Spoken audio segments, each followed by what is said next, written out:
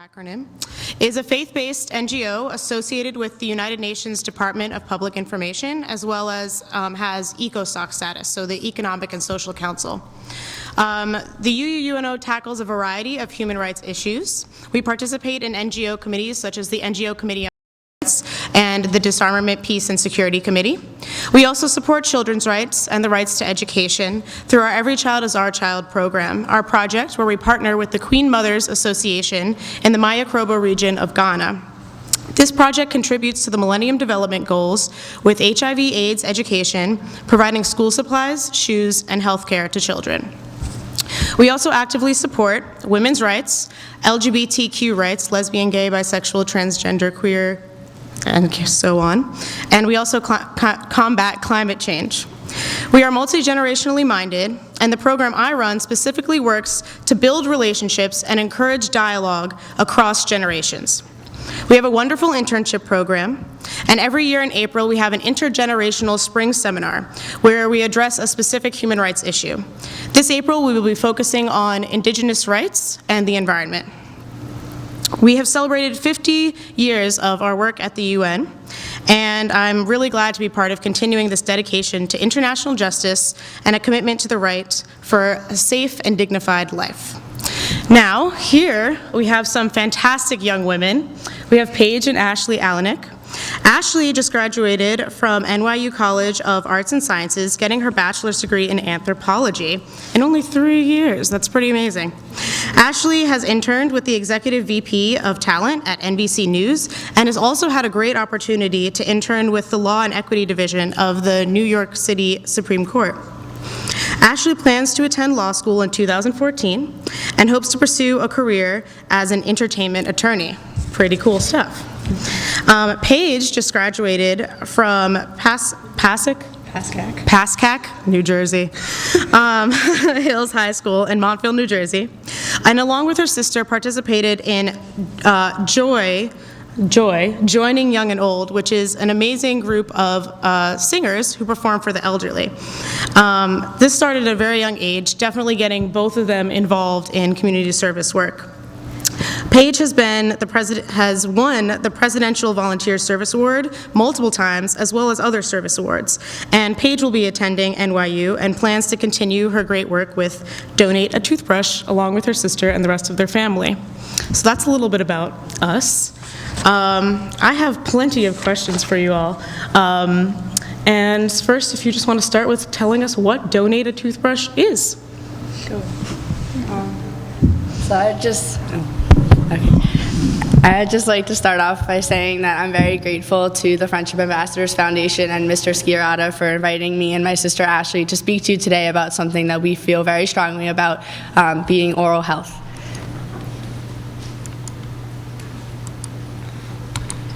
Okay. 90% of cavities in children in the developing world go untreated because 75% of countries do not even have the funds to support children's dental health. This is what we are trying to prevent.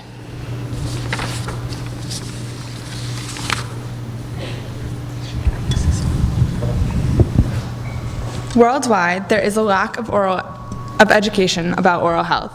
However, it has been proven through research that the best place to reach children and their families, as well as to distribute toothbrushes, is in the schools. Unfortunately, children from poorer families are less likely to go to school. The World Health Organization has developed several oral health action areas.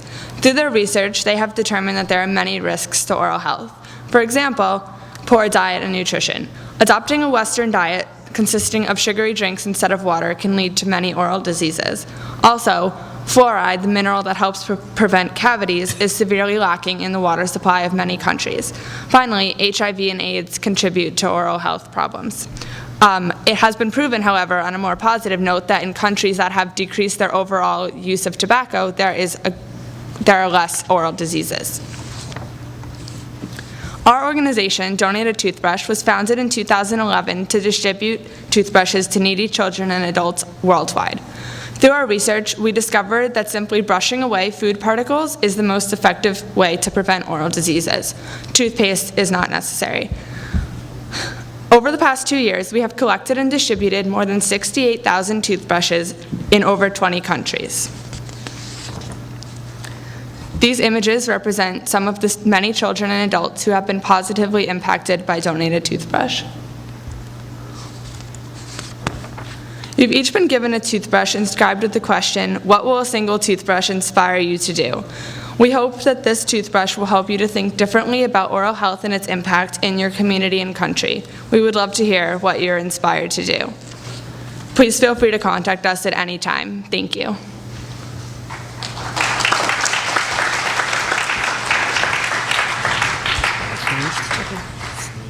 So, fantastic.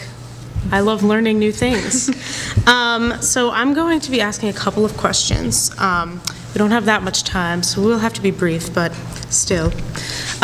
So where in the world are these toothbrushes going? Are they just going to specific communities or generally sent out to people? Okay.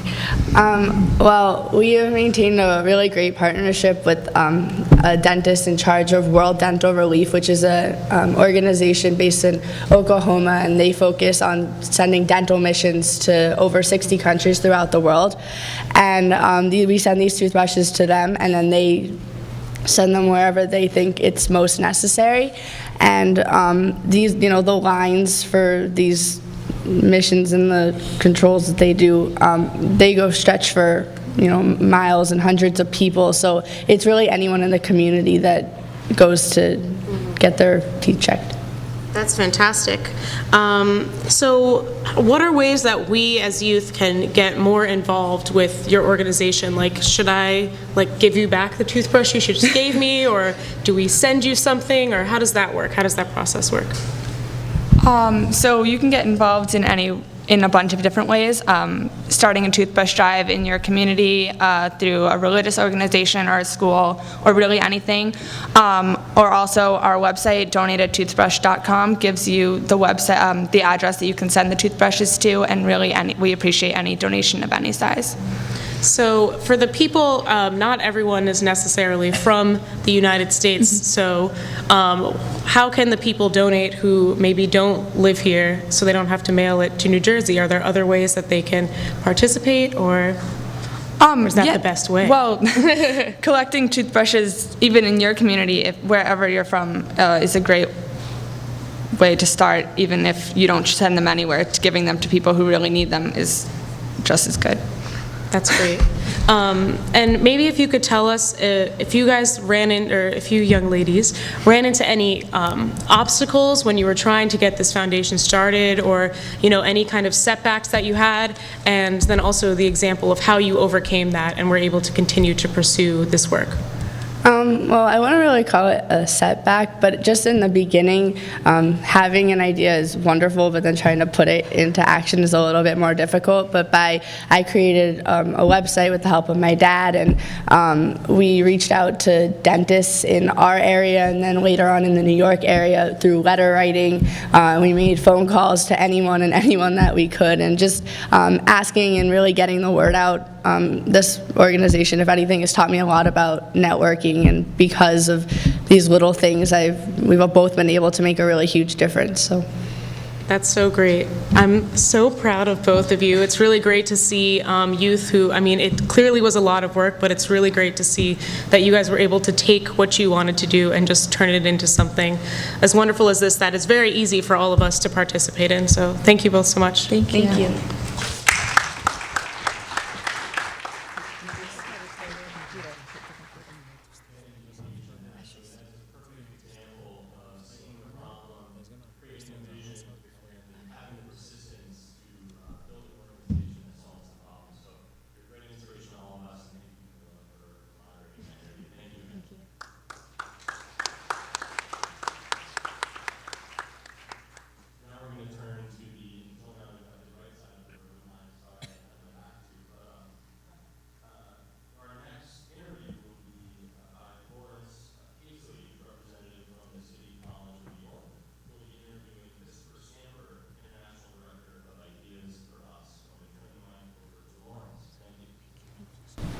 Good afternoon.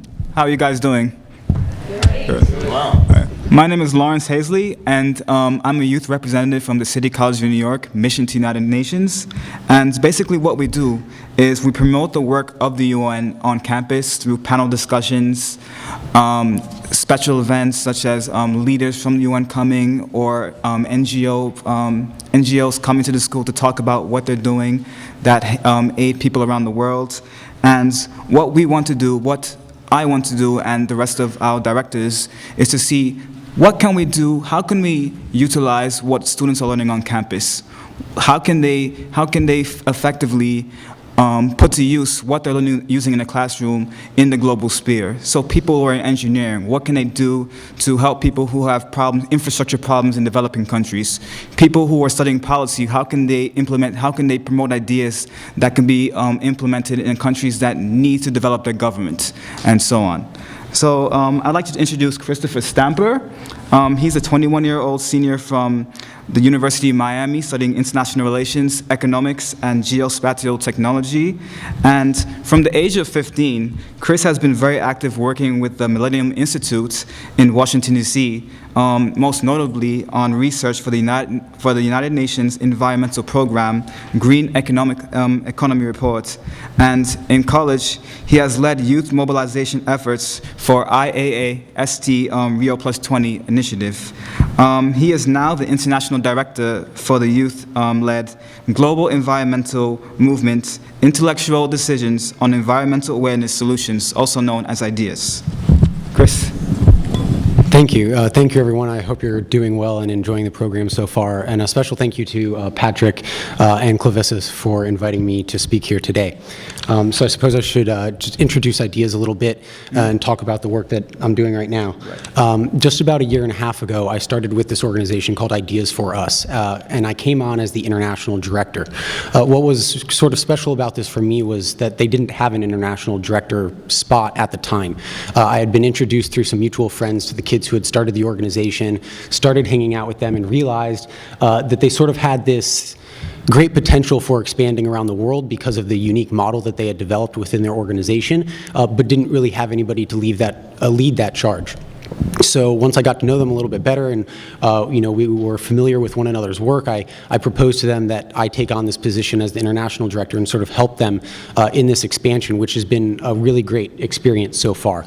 So we're now an international youth-led movement that started in 2008 at the University of Central Florida on a college campus, just as a university club. And then we quickly expanded to different chapters at universities, K through 12 schools, and communities all throughout the United States as well as throughout the world now.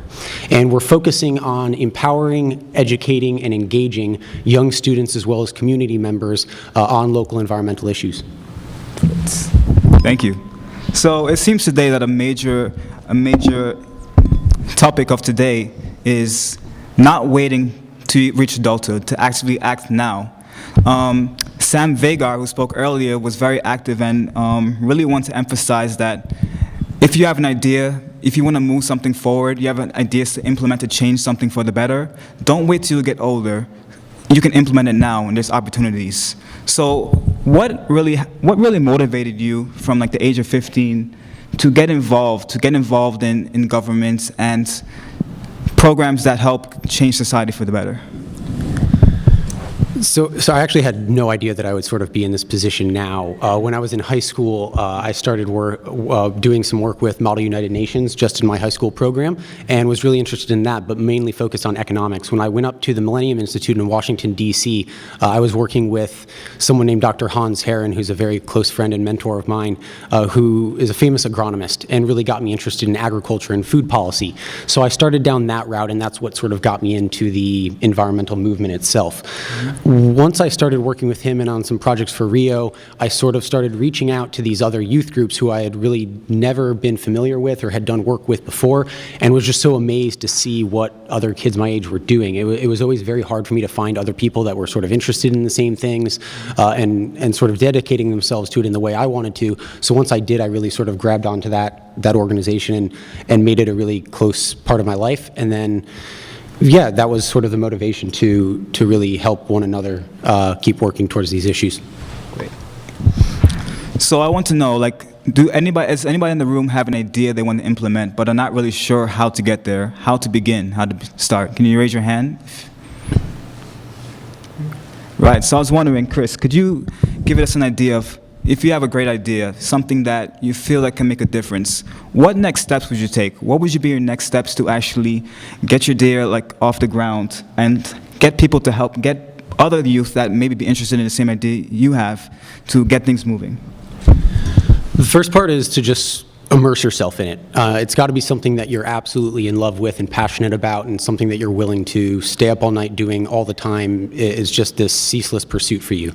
But once you find that, you've got to find other people that feel the same way, which is kind of difficult. And I understand that. That's very, very hard. But once you do that, you'll understand that you have to have a team of friends and close people to you that are going to help one another actually do this. I wouldn't be able to do ideas or any of the other projects that I work on if it wasn't for the close-knit group of friends that I have that support me in doing that. And so finding those people and then not being afraid to face the challenges. There's going to be plenty of challenges, whether it be financial obstacles, whether it be obstacles with your age. There's been plenty of times where I've sort of gotten in trouble speaking at these conferences for being too young, people who didn't appreciate that. So you'll face that definitely as young people in this room. At some point, there's plenty of obstacles. You're going to come up against them, but if you're really passionate about it, then it shouldn't matter. You'll be able to overcome it. Can you give an example of an obstacle you faced and how you overcame it? Yeah, I think the age thing is an interesting topic just because of all of you young people here today. Last year when I was 19, I just turned 21, so early last April I spoke here at the United Nations for a conference with the government of Bhutan, which was a high-level meeting for the United Nations that there weren't very many youth involved with. But I had the opportunity to speak, sort of snuck my way in a little bit with some help from some other people, and everyone was really surprised to find out how young I was when I started speaking there. And we're all very, very supportive of it. But at some other conferences around that time, where I was involved in some discussions on outcome documents for the conferences, I had people confront me, telling me that I shouldn't be speaking and I shouldn't be sort of involved in the discussions at all. And that was really sort of difficult. In that particular situation, the best thing is just sort of forget about it, move on, make sure you remind yourself how important it is for you to be involved. But I can tell you that while it will happen probably at some point, is a pretty rare occasion. Other obstacles, I think it's just sort of finding the motivation every day to keep going through it, regardless of what the obstacle is that comes up. Great. And Secretary General Ban Ki-moon has placed a large emphasis on youth. Where do you want to see youth more involved in the United Nations? I think the youth need to be more involved in the higher level decision-making processes at the UN. So it's really great when the UN has these youth conferences and they've got some really great high-level meetings that go on, but there's very little often mixing between the two, right? So there's not a terrible amount of adults here, and there's usually not a ton of young kids at the high-level conferences. And I think that's where the mixing needs to start to take place. They need to allow us into the negotiation rooms. They need to allow us to provide our inputs, whether that be verbally or through input documents. We need to open up more channels at the higher levels to directly engage. But that's really only going to happen when the people running these institutions and the adults really accept that our input is valuable for real-world decision-making and policy. Thank you, Chris, for your time. I'm sure if everybody's learned something today. Great.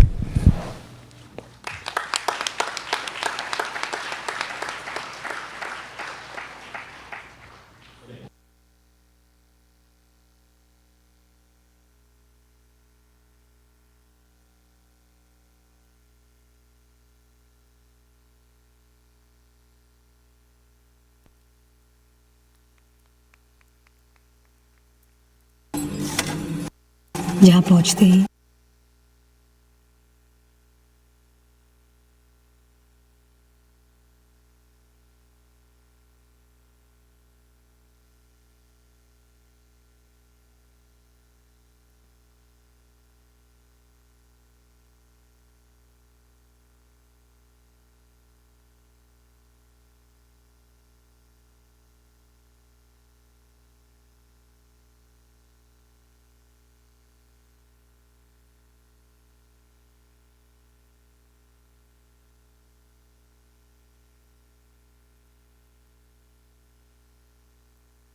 Thank you so much. Can you hear me? Good afternoon. Wake up. Can we all get out of our seats for 1 second and just like shake it off? Come on. Up. Right? Shake it off. See, everyone's awake now. Much better. Sit back down. I know all of you have been sitting here as early as the crack of dawn, and I appreciate that.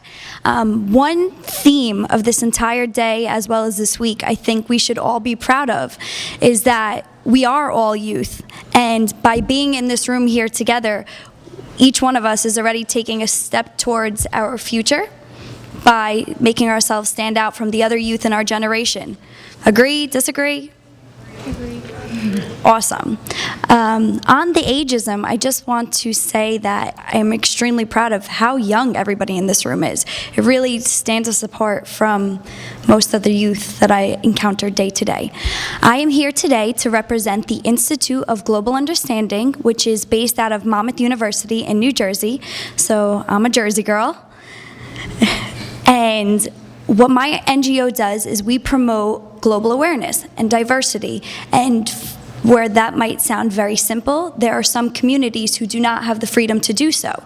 So my NGO is kind of like a third party or an extra voice just to give these communities that extra, I guess, motivation. Luckily, I am here today to introduce Soo-Yeon Kim, who, believe it or not, this young leader-to-be is only 18 years old. She has founded, it's called Vision Care Global Youth. At a young age, Soo-Yeon Kim encountered the fact that one person every 5 seconds and one child every minute becomes blind. How many of you knew that? Show of hands. Exactly. She found out something that at her age and in high school or middle school could fulfill working towards changing this. So I would like to introduce Soo-Yeon Kim. Everybody say hello. Hi. Hi everyone, nice to meet you. I'm Soo-Yeon Kim from South Korea, and the video I'm about to show you, Black, shows the world of people who are blind and what we can do to help them. So please enjoy the video.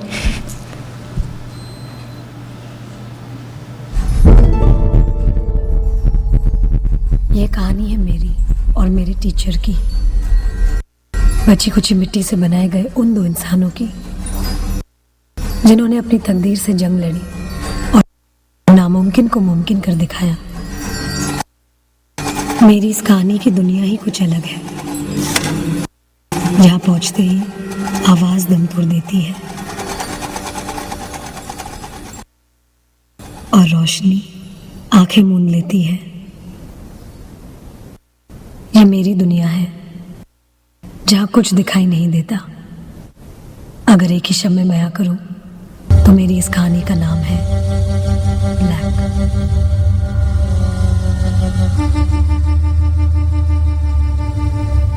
कितनी देर तक आप रह सकते हो इस अंधेरे में? कुछ पल, कुछ घंटे, कुछ दिन।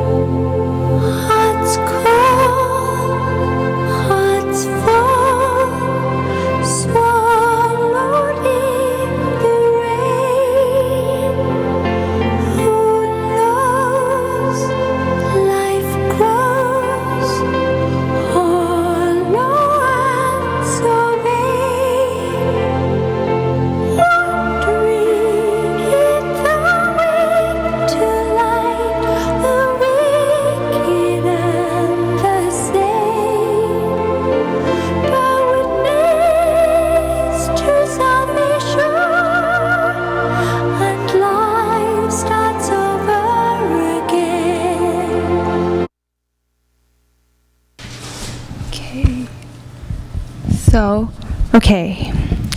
1, 2, 3, 4, 5. Every 5 seconds, someone in the world becomes blind. The blurry scene that you just saw in the video is that very solution, cataract surgery. The blurry view lasts just a few seconds following the surgery, but for those who cannot afford the treatment, it can mean something very different, something life-altering, the transition to blindness. Today, around 180 million people in various parts of the globe are suffering due to the lack of ability to see light. Among them, 45 million are permanently blind, and by 2020, that number jumps to 50 million. But what if I were to tell you that most of these cases are preventable? Half can be cured by a simple $140 procedure, while the other half could be improved through reduction of poverty and improvement of sanity and nutrients. Sounds easy enough, right? Right?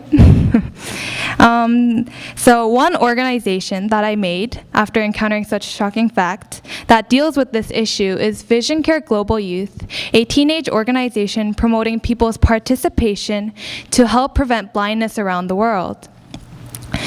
To be truthful, I'm not a student of a remarkable leadership. However, I used a little bit of courage and passion to aid me on my venture. In the beginning, visiting glass doors and campaigning the Vision 2020 project to people both in school and those I do not know was challenging and awkward. But as with coffee or chocolate addiction, VCGY is something that cannot be left out of my life now. Our efforts are directed to find various ways to help those in danger of becoming blind. We have collected sunglasses and had them sent to Tanzania in order to help albino patients protect their eyes. And I'm currently conducting research on ways to prevent or reduce poverty in Ethiopia, which is one of the leading factors of blindness in the third world. These are just little steps, but I'm trying the best I can, and I believe that you can also. And it doesn't have to be in the area of blindness. There's a multitude of problems that need a helping hand. It may be participation through environmental projects, or it may be scientific research that furthers human development.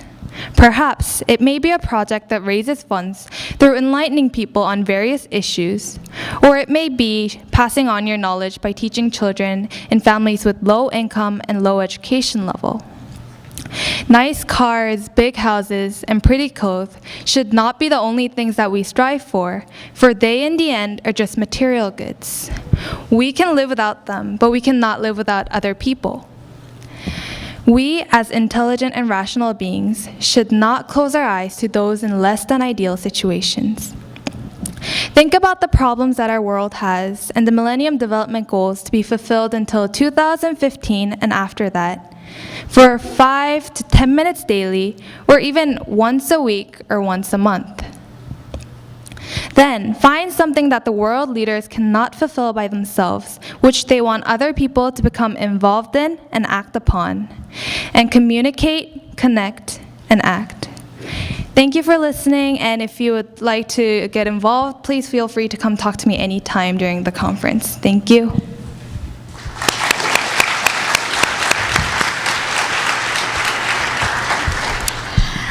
Wow, that is a lot of extremely useful information that I think all of us should use to be more aware of what we are fortunate about.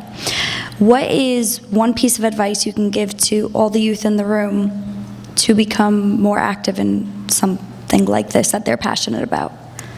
I would like to say that in the beginning it's really hard to start because you just don't know where to start, but just head on and go on with what you really want to do. Like in the beginning, I couldn't find a place where any adults could help me, but I kept on searching and I found an organization called Vision Care Service, which is an adult organization that deals with the same issue. So I contacted them like several times until they said yes, and I got permission. So just start it, because start is about half. And so once you get started, everything will be fine from then on. So I would like to say, just go on and start, and you'll be able to achieve everything.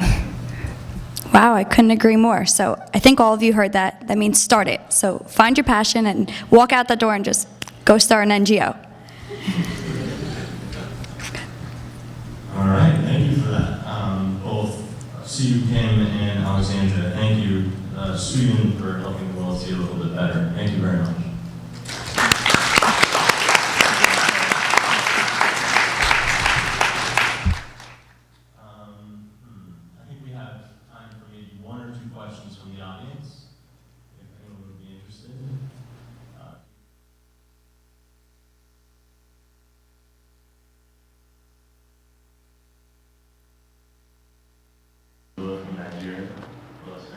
Thank you, Jenny. And Dean, if you could direct your question maybe towards an individual panelist, that would be great. My question is directed to the Donate a Toothbrush crew. So my name is Finyifolu Ailegbede. I'm a member of International Youth Council and a student leader at Students for Liberty, who is focused on academic, economic, and intellectual freedom for young students.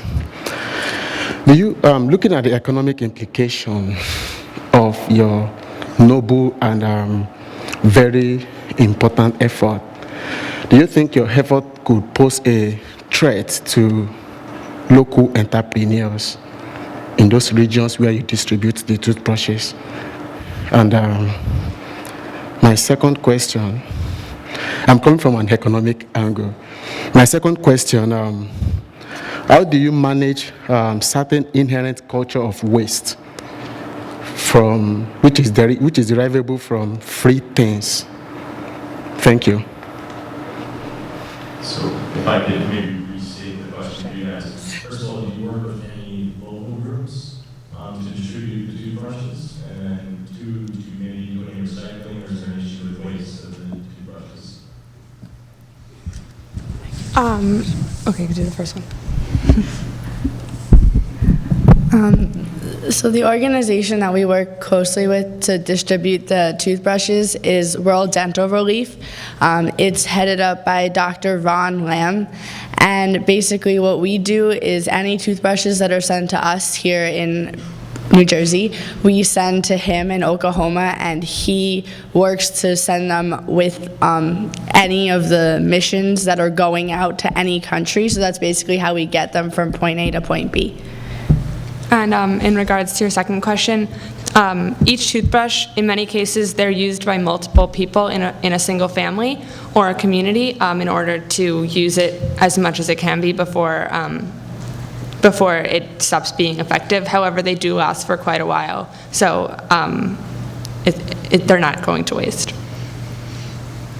Thank you for that. And actually, just a reminder, if anyone has not received their toothbrush and would like a more beautiful smile, there are toothbrushes in the back. So please, I hope you'll grab one and join this great effort to provide better dental care in developing countries. Thank you for that. And I do want to thank all of our panelists for participating. These are all great examples of youth entrepreneurs who have found a vision, have found a cause that they're passionate about, found a way to further that cause either by joining an existing group or by creating an organization of their own, and have really not been afraid, regardless of their age, to be their dreams come true both for themselves and for those who might need some assistance. So thank you all very much, and the interviewers, for your time and your lessons today. Thank you all.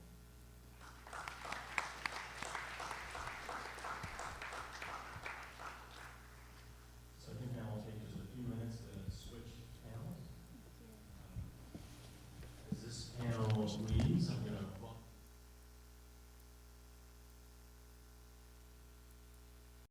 work with you and create opportunities for you. So you just heard from a group of young people who have created opportunities for themselves in a lot of ways, and now you'll hear from a group who will hopefully have some opportunities for you and also some additional lessons that hopefully you can take with you when you leave here.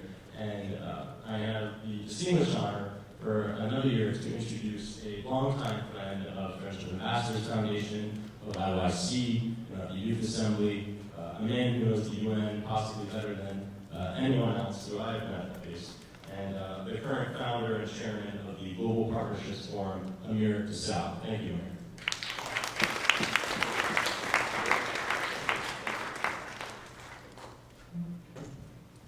So good afternoon, everybody. We stand at a remarkable time in our history. Indeed, I'm very grateful for the kind introduction. I just want to say to you, we have an exciting panel, and I want you to make it an interactive conversation. One of the biggest challenges which you will face when you go out into the real wide world is jobs. With high unemployment around the world, what we need to do is figure out how you are market ready. So that the first interview you go to, they say to you, where were you? I've been looking for you. And then you get that job. And we have the benefit of some wonderful, dynamic people here. Dynamic people. Where's my friend Andrew Taylor? Hey. Hello, welcome. So,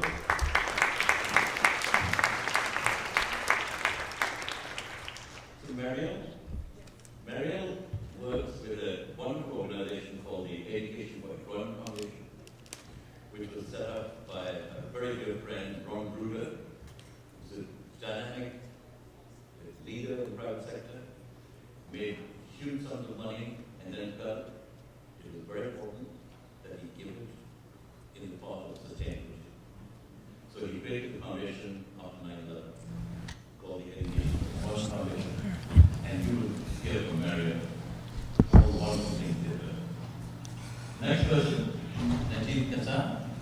Najib, by the way, is one of those real young entrepreneurs. Using the power of technology to create new initiatives, using the power of social media to make things happen. And I think that is a surprise because you'll hear from him his story. And I'm very pleased to welcome my dear friend Terry Real. Terry has come all the way from England to share with you her ideas. So Terry runs something called Be Inspired. I said to you about jobs. Terry makes sure you're market ready. Gets you wonderful volunteer opportunities, which then convert hopefully to jobs, real jobs. And of course, I'm honored to have Andrea Taylor. Andrea is a veteran, I'd like to say a veteran of the United Nations, although she is a leader at Microsoft. She is the Director for Community and Public Affairs at Microsoft. And Andrea does many, many things, but a lot of her focus is about youth engagement, and you'll hear from Andrea about Youth Spark, what they're doing, how to engage people like yourselves. And by the way, if you're not already logged into the internet and haven't looked at it, do a search on Youth Spark Microsoft and you'll see all the exciting things. So I think we should all give a warm round of applause and a warm welcome to our dynamic class family.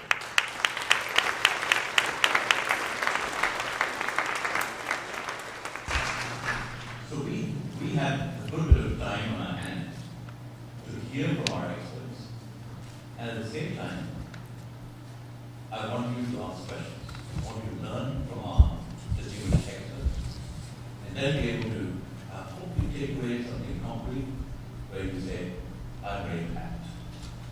So, how about I start with Terry? I can tell you what we will see. Can I do it from there? Yeah, of course you do. Please come. Terry will give you a 5-minute synopsis of what Be Inspired is. And then what we'll do, we'll go through our panel of experts and then have a Q&A on it. Thank you.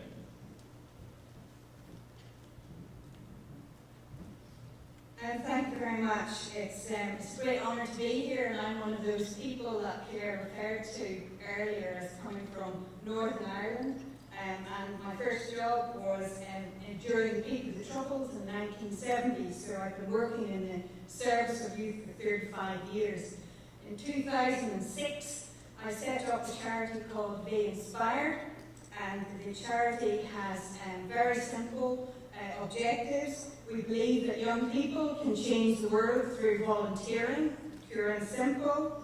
And what we do is we inspire young people to discover the value of volunteering for themselves and for others. This is a transaction that we believe is absolutely necessary if you are to engage large numbers of young people. Our programs are developed in 3 clusters. One is about skills, one is about challenge, and one is about enterprise. Skills are about the development of personal and work skills, employment-ready skills through the act of volunteering. Challenges around young people taking actions on things that society needs stuff to be done about. Not always what you personally are passionate about, but things that need stuff doing about. And then enterprise is about encouraging young people to come up with their own solutions to problems, putting those into action and supporting them, and then looking at the possibility of that becoming a way of earning a living. The first of those programs is called Cashpoint. So it's your idea, your community, our money. Basically, we give 14 to 25-year-olds the opportunity to design and implement their own community project. And they have to go through all the aspects of budgeting, spending money, recruiting volunteers, and project design, all of those things that you would need to be work ready. And when you think that 22% of the working youth population in the UK is unemployed, then this is a big issue for us. So applicants get a small amount of money, and they also get a personal development grant to help them progress to the next part of their lives. We believe that money sometimes can be a barrier to young people, so if you take the barrier away, then they're more likely to engage.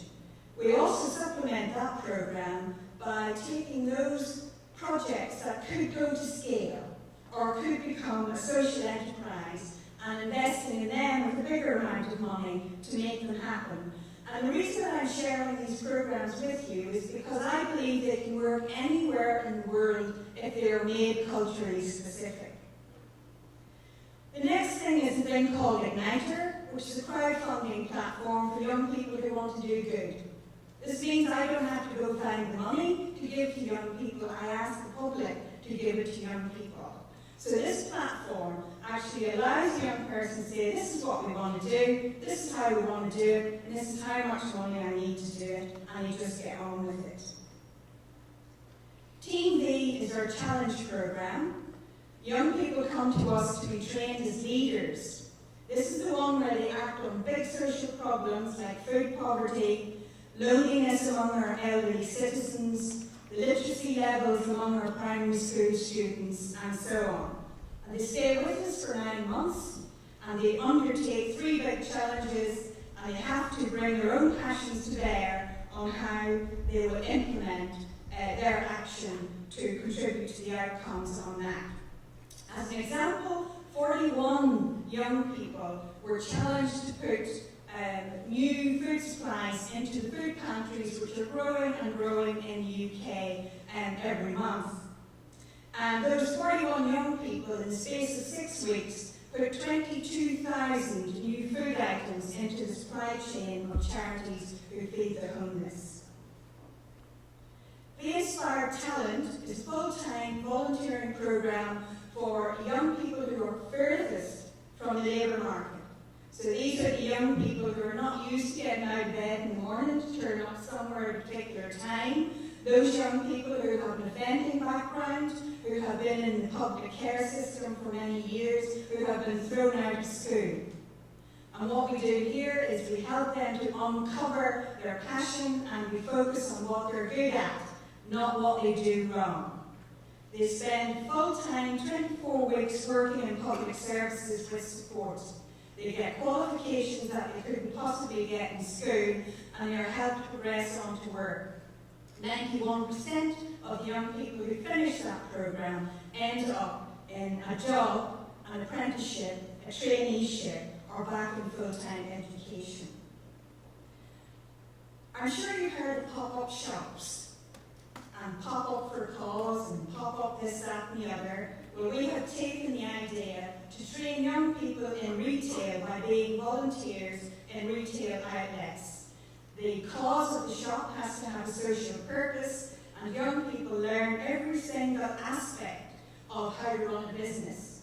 And some of them actually change course in the duration of that programme in terms of their career aspirations. And finally, we do everything that we do through having researched our market to the hilt. We call this current generation the beta generation, because this generation is one that wants to seek solutions to toward problems and their own problems. They are also very up for risk-taking. And because of this, we have also discovered that they have a penchant for portfolio working. So not a job for life, not a career for life, but a collection of tasks and so on that they can make a living at. So the final thing that we've created is a thing called Task Squad, and this is a micro-work platform for the 270,000 young volunteers in our database who come to us in order to skill themselves up for work. Young people apply for the tasks which are paid for by the hour, and they are selected for those tasks, they carry them out, and they are paid the living wage. And in addition, the employers who post the tasks give us a supplementary income so that I can continue to run the charity.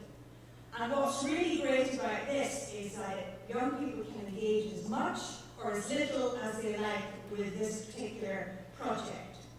And the likes of Airbnb are talking to us about posting opportunities on there. We have opportunities on there now which are about mapping the birthing facilities in the UK, and young people are playing a fundamental part in doing all of this. So I hope that what I've done is I've whetted your appetite for the sorts of solutions that can be brought to bear on the issue of youth employment and youth unemployment, some of which you may take and perhaps adapt for your own personal circumstances. Thank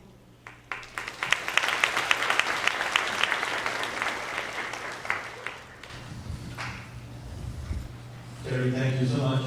So, we can imagine Terry is very inspiring. Sorry, quite afraid to be inspired. I think it'd be good for you to ask some questions. So, before we start, let me ask you, how many people from Ireland here? Raise your hand. One? Almost. American Irish. Don't do it. Hey. So, just 3 weeks ago, Terry, you were hosting an event in London, where you had how many kids? How many people? We reached... Sorry, is this on?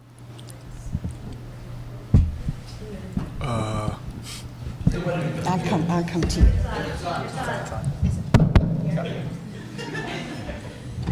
hosted an event in the Roundhouse in London 3 weeks ago for 16 to 25-year-olds who wanted to do something on the cause of self-esteem among the young. And part of it was about raising awareness. By the end of the 3 hours, we had reached an audience of 49 million through the use of social media. Right.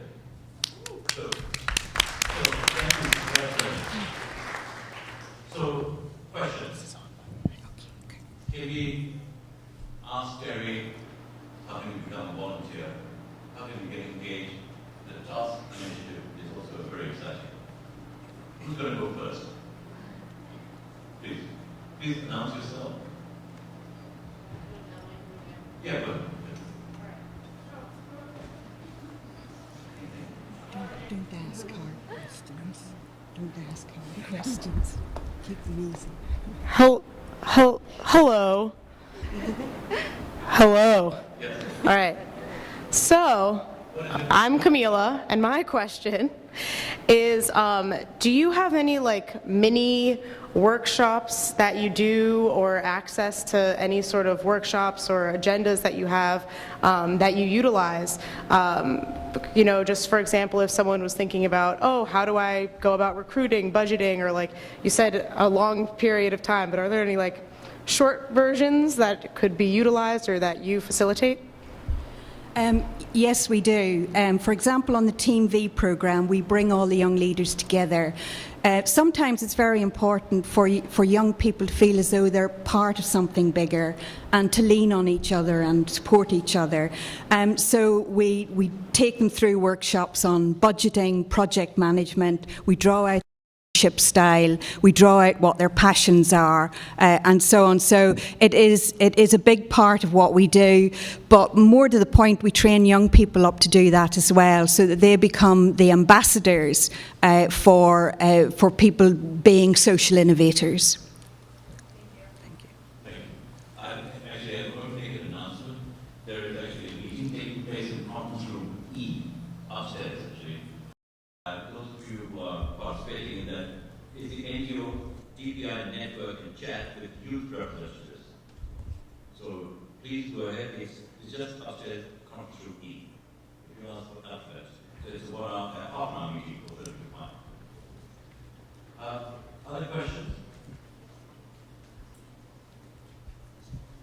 Who's going to come? Yeah, please. Can you come up with the mic?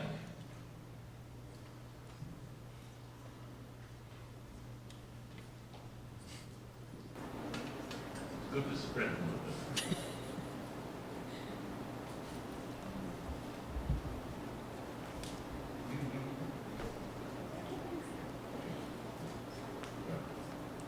Hello, my name is Oren. I actually lived in England for 4 years. And I was thinking, in the future, could you maybe work with UCAS or work with the school systems to give incentives for kids to go into volunteering? So it would be a more clear measurement for them, maybe to help them get a job or go into university. So. Yes, thank you for that. We do believe that the younger we can involve young people, the easier it will be for them to have a lifetime of volunteering. So we have launched a V-Schools programme, and we have also been working with organisations like the CBI and so on to get employers to recognise the skills that young people develop through volunteering, and also with UCAS so that they ask for that on the applications for higher education. And by the way, CBI stands for the Confederation of British Industry. It's like the employers' organization. Yes, thank you. So one more question, and this side doesn't spoken. If you don't come up, I'm going to ask one of you guys. Who's good? That lady coming in? Are you going to raise the question yet? Oh, we're going to sit there. Yes, please come in. I need you and Blue. Very good.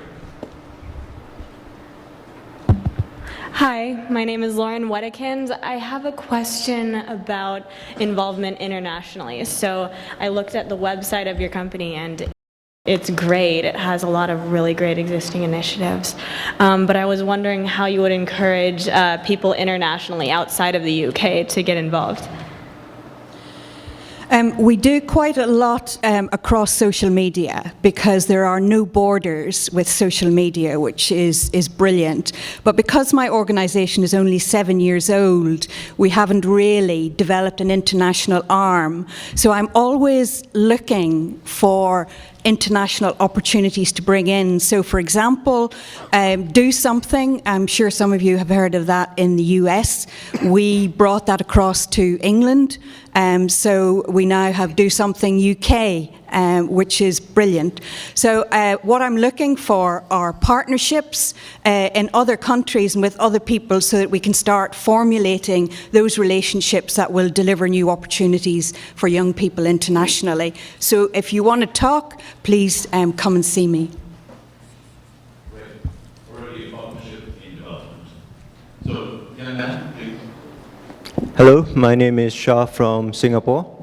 To Ms. Terry, you mentioned that you grew up during the Troubles, and that's something very personal to you, and to have grown up in such an intense environment, it probably inspired you to do something.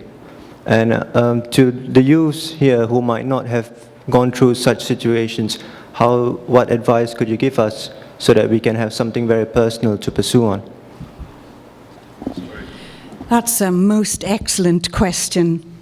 I think within every young person there is passion.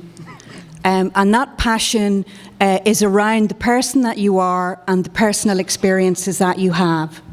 And many young people, for example, get involved in charitable works because their family has been affected by something. Mostly these are things like cancer, brain cancers, deaths, knife crime, stuff like that, and that gets them involved. For those of you who think you don't have that from within you, seek out the opportunity to spend some time with people who are living in difficult circumstances. There are wonderful opportunities all over the place to spend some quality time sharing and walking in the shoes of people who are experiencing difficulties. And actually, some of those could just be down your street and not necessarily in another country. Thank you. Thank you. So, I think we all agree that this is a wonderful initiative, and I want you to think of how you might be able to get engaged in this. And you also have an opportunity to come back and ask Terry some further questions. So, if I move on to the next panelist, I'd like to invite Nadine Kazan. What is Network for Change?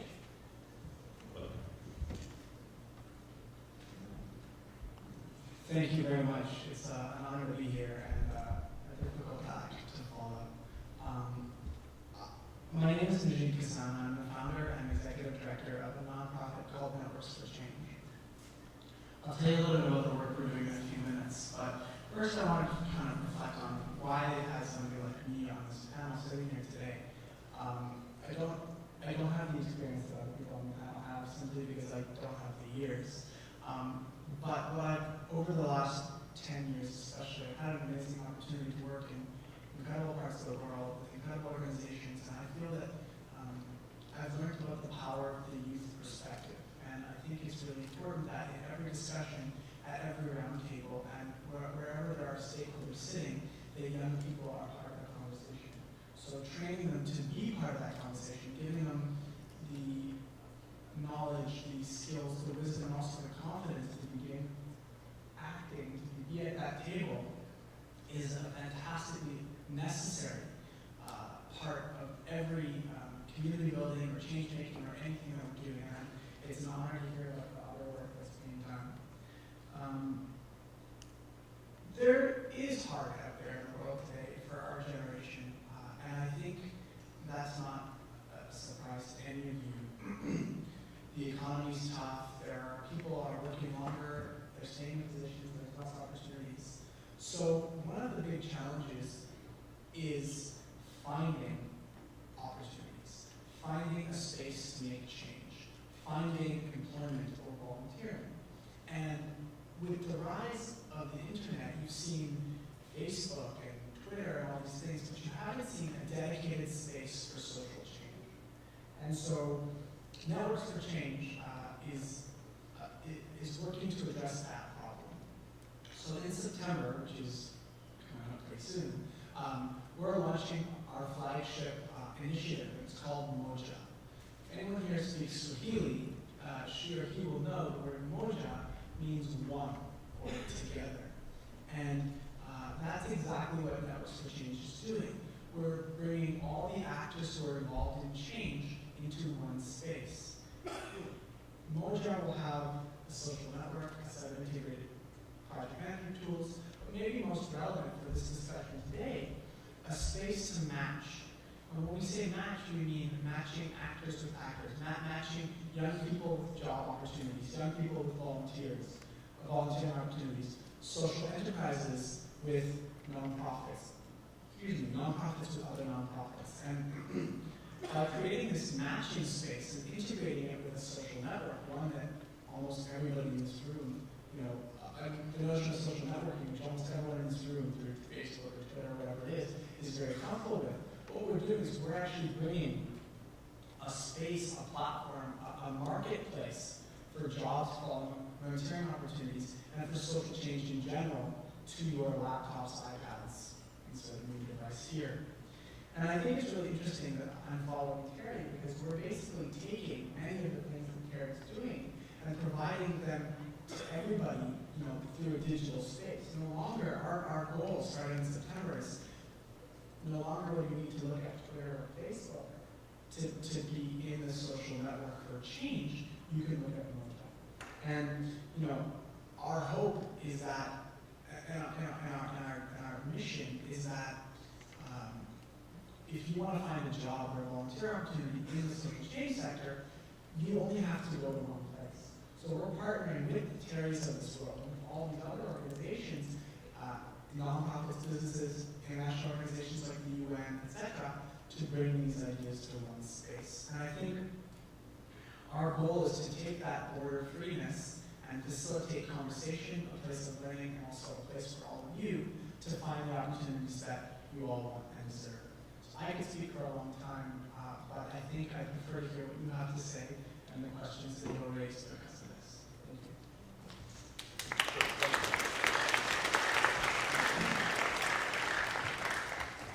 So, you heard about Moja. I think we should be thinking of Moja as Mojo. How's that? So, questions?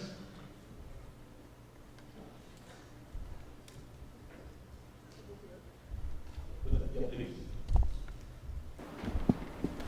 The scope of partnering people with jobs will be extremely broad and wide, especially around the globe. So how exactly will you reach this internationally? And how exactly will this even be more than just a local thing? That's a good question. Okay, that's a great question. So there's a couple different elements that I'll address. First, partnering young people with jobs in general is a very large task. What I want to be clear is the jobs that we're talking about are specifically jobs or volunteering opportunities related to social change. So it's a very targeted niche area. It's a big area, but that doesn't mean it's not a niche area. So that's the first part of your question. The second part of your question is, part of our outreach strategy is working with nonprofits, not only in Canada and the States, but also in all across the world. When we launch in September, we'll actually have organizations in India, Nepal, the Philippines, Canada, and the States already on our first day. And part of our outreach strategy is to reach out to organizations in different parts of the world and create strategic partnerships with local organizations who can become our champions. And the idea is that once 1 or 2 or 10 or 100 organizations come, because it's not only a space for jobs, it's also a collaborative space for social change, they'll bring with them the nets that they have of their networks and of the initiatives and the partnerships that they're part of that are not specifically related to the job or whatever it might be. And by growing and growing our network and growing the watering hole for social change, we'll bring increasing opportunities. Thank you. Thank you. You see, in today's world, you need to find new ways to find jobs. So this provides you a platform which you can use as parallel with others, but actually you can end up just going to that side and be able to belong. Amir, I wanted to just clarify something quickly. It's that it's not like you have to go searching for jobs all the time. It's a matching application. So once you put in your criteria for your volunteer opportunity for your job, the software takes over. And any time an organization or anybody lists a position which your criteria would match, it matches for you and you get a notification about it. So it's allowing you, by putting out the request by organizations coming on board, we're doing the heavy lifting of the connecting people. And that's, I think, one of the big advantages of what we're doing. Hi, I was just wondering, as you said before, that Facebook and Twitter, it's huge and everyone goes on it. I was just wondering how you want to get people excited about going to Moja when it launches, how you want to get people engaged into going to what might be unfamiliar to them, moving from this realm of where everyone goes to a more specified region. If you know the answer, you should come talk to me. Jokes aside, again, 2 parts. The first thing is we're not trying to reinvent the wheel. So Kickstarter has a huge amount of traffic. Well, we're integrating Kickstarter pages into our platform. Twitter has millions of tweets a day. Twitter will be cross-integrated into Moja. And so the easy part of the question is we've actually built the structure within our tool itself to help cross-contaminate the change makers in those different spaces. The second part of your question is a little bit more complicated. I think it goes back to champions. Once the best and the brightest, the coolest organizations, the most inspiring people, the people with some pull, or the organizations with pull, start to partake in our conversation and our engagement on Moja, they'll bring with them that thing. And so we're working really hard to create champions, different kinds of actors, different nonprofits or international organizations or politicians or whomever it might be, to kind of bring their spheres in. And in fact, I put out a challenge to all of you. We are looking for ambassadors as we launch, people who can go to their universities, their schools, their communities, their countries, if you're ambitious enough, and become ambassadors for what we're trying to do with Moja. And if that's something that interests you, to become a Moja ambassador, I encourage you to be in touch with me or to Hussein, who's somewhere here, and he's one of my core executives. So, and that way, again, to answer your question, we're letting you guys do all the hard lifting and make our space what it can be and will be. Okay, thank you. Thank you. Next question.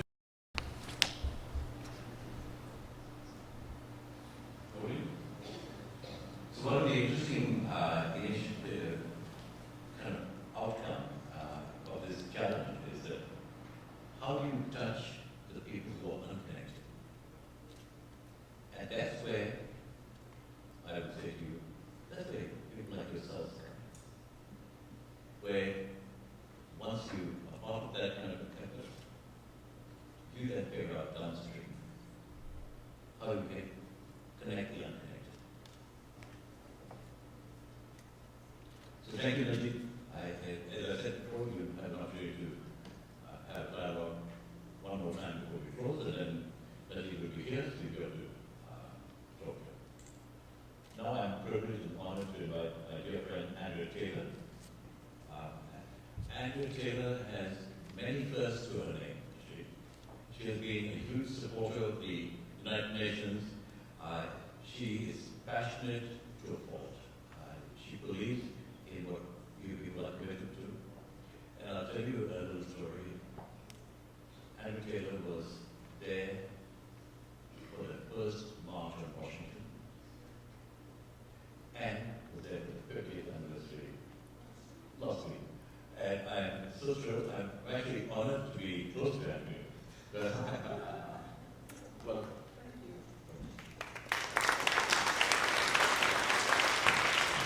Hello, everyone. How are you today?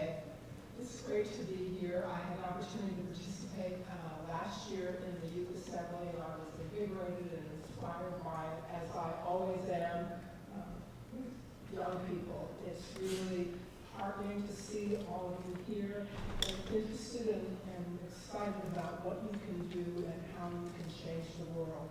We who are elders, or I'll speak for myself, maybe there are no elders in the room, but we who are elders are really looking forward to what you're going to do in the world and want to be a part of helping you to do what you want to do in the world. How many people in this room know what they want to do for the rest of their lives? Anybody?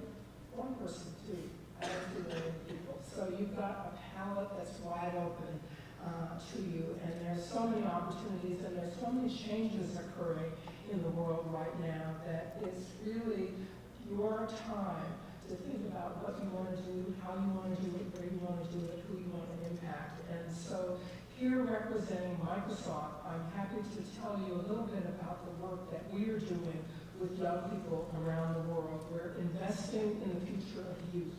When I was here last year, if any of you were here, many of you here last year, a few, we talked about our new initiative that we were launching, or we're just about to launch last August, called YouthSpark. Have any of you heard of the YouthSpark program? Again, just a few. Well, I encourage you to write down this URL, www.microsoft.com/YouthSpark, YOUTHSBARK, to read all about the programs that we launched, to really try to reach about 300 million young people all over the world, in countries where we work and have business interests and people to help implement these programs. We launched this program to focus on three things that I think are critical to all of you at this juncture in your journey.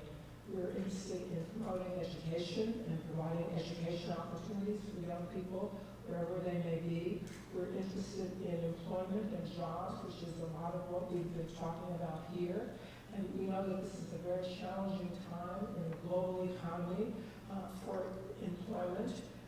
And we know that there's also a misalignment between the skills that young people have and many old people for that matter, but certainly for young people who are coming into a world where the jobs that we will have don't even exist now. It's up to you to create those jobs. We don't know what they'll be or what skills will be necessary. We know that there will be technology embedded in the skills required, and we want to be certain that those skills are being made available so that we can move forward. And the third area of our interest with our Youth Spark initiative is entrepreneurship.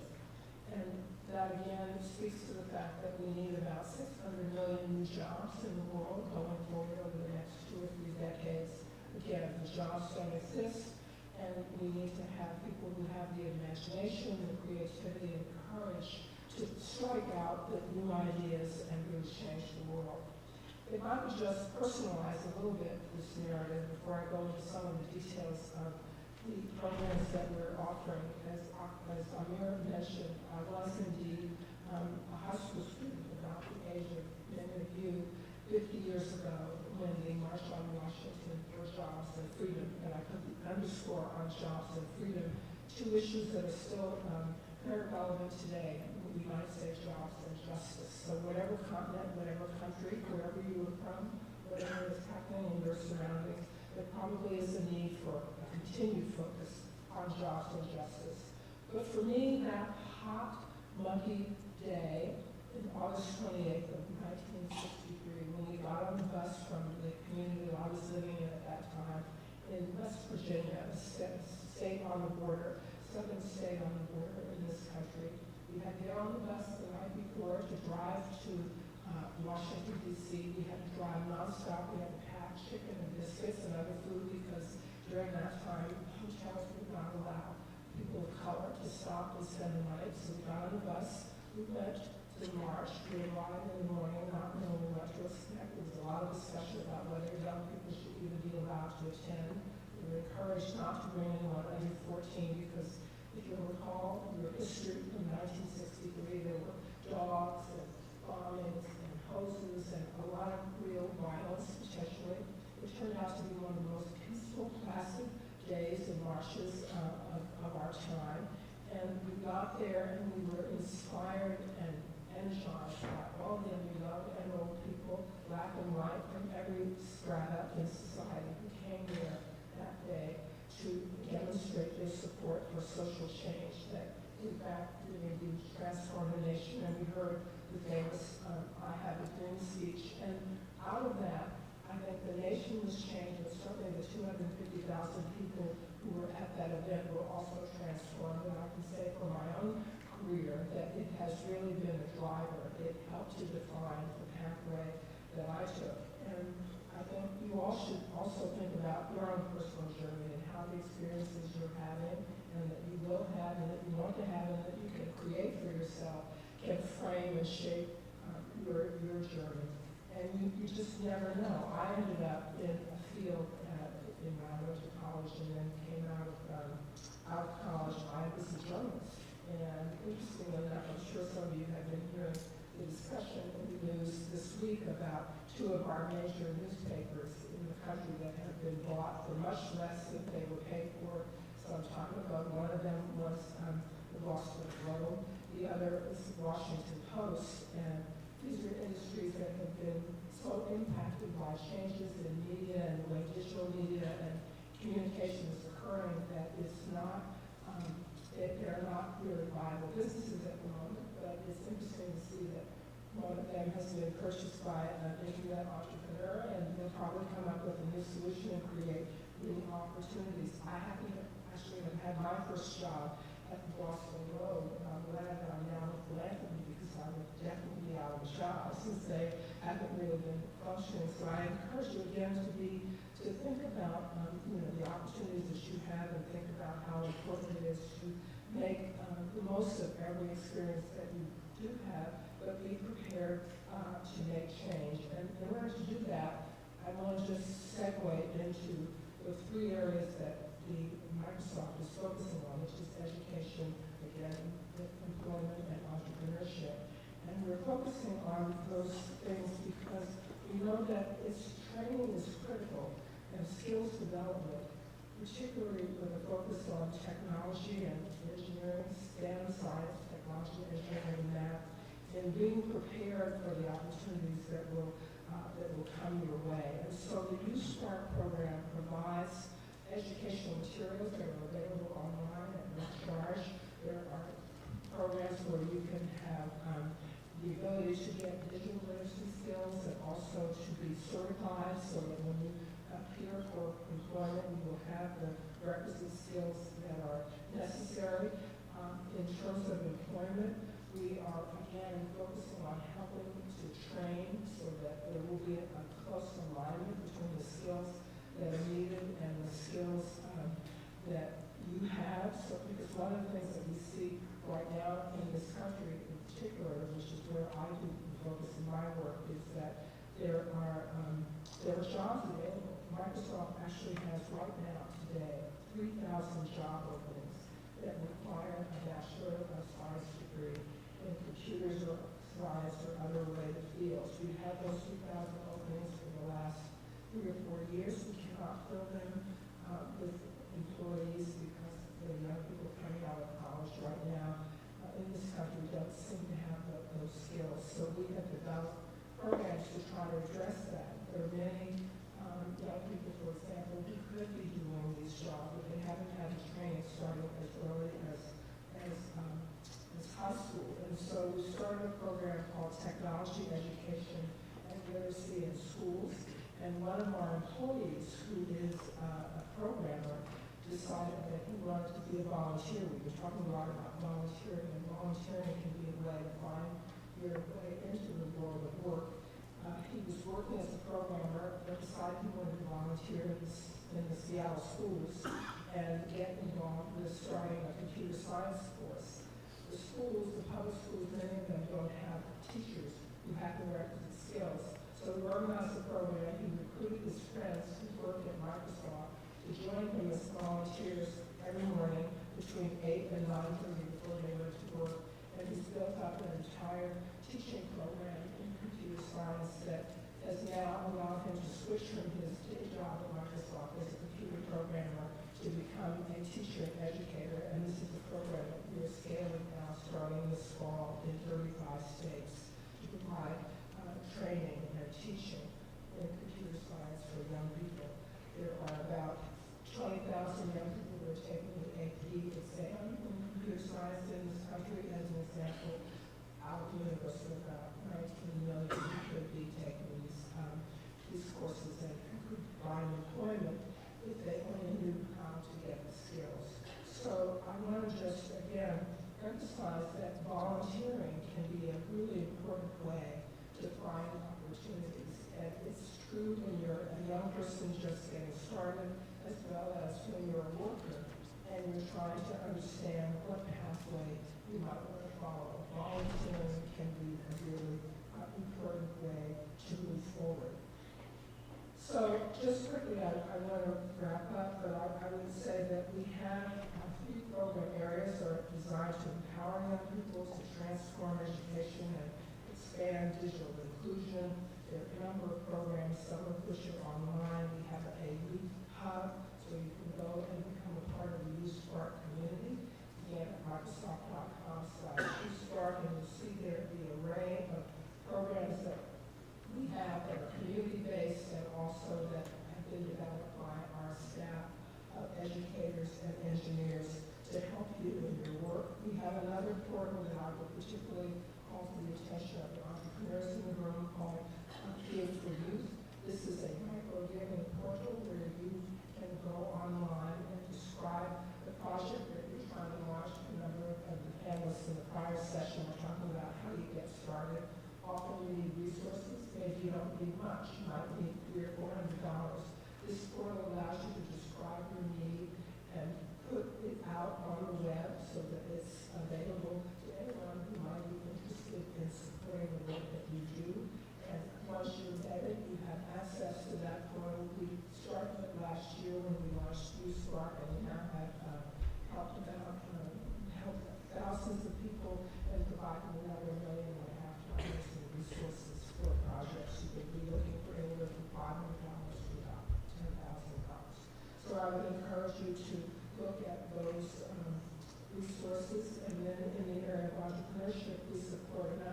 partners who teach entrepreneurship skills.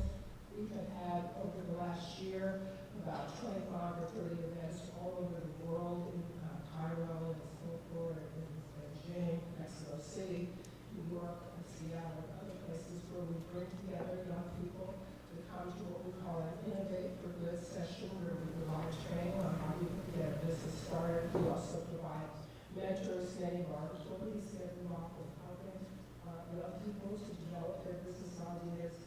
And so we have a palette of programs that are intended to help. And again, we are operating in all about 110 countries around the world. So when you go to our site, you'll be able to look and see where in your region or in your country you might want to plug in.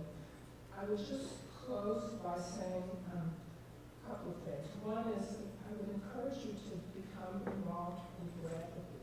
Anyone can really be a philanthropist, young and old, rich and poor, or rich and not so rich. It would be perhaps a better way of describing it. But becoming a philanthropist and thinking of yourself as a philanthropist, as someone who gives back and who can help others, is really is worthwhile at an early age. You can share your time and your talent and your treasure. And if I were to refer to Bill Gates as an example, one of the world's most well-known philanthropists, when he was a young entrepreneur, he was inspired by his mother, who said, "Your business seems to be catching on. What are you doing to give back?" And he said, "Well, not so much. Well, you need to fix that. You need to really think about giving back." And I'm pleased to say that in so doing, last year we celebrated 30 years of giving at Microsoft. And we've given over $1 billion to projects all over the world to help others. And our employees continue to demonstrate their generosity. Again, last year alone, we supported $110 million worth of projects in all areas of education, health, arts, etc. And this really is something that should become a lifelong passion and a way of gaining new skills and also of giving back. Is to think of yourself as a philanthropist, think about what you can do to help others, how you can make a difference. And I guarantee you that your own career will benefit. I would have never thought when I was a journalist back at the Boston Globe in the 60s that I would now be standing before you as a philanthropist. But it has turned out to be a rewarding career, and it was not the pathway that I planned, but you're open and you say yes to things, good things can happen. So let me just wind up by saying that we have come a great distance, but we are not finished yet, which is what was said last week at the celebration of the March on Washington. And we're looking to you and your generation to really make that difference. You can do it. We need your voice. Carry on and let us know how we at Microsoft can help you. Thank you.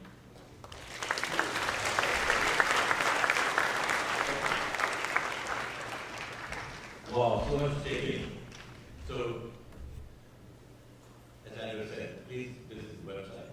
And I'm going to tell you over the website at the end, but www.microsoft.com/youthspot. And press the button millions of times, apply for jobs there, apply for grants, all over their website. That's the kind of engagement. So at the UN, and while I can really not officially say that I'm still in the UN, I spent 25 years at the UN. So you can't change with sports. I have blood transfusion, I have blue red blood here. And I remember going back to about 20 years ago when Microsoft came to us and said, look, we want to help with some of the developing countries. We have programs which we can help with, software, training, etc. And they started with something called Unlimited Potential. You heard about the training program, Technology, Education, and Learning, those 10 educations, and the 3 E's, which is critical. As I mentioned earlier, in today's day and age, when jobs are scarce and not that easy to come by, you have to create your own jobs. You have to be thinking about entrepreneurship. education takes it.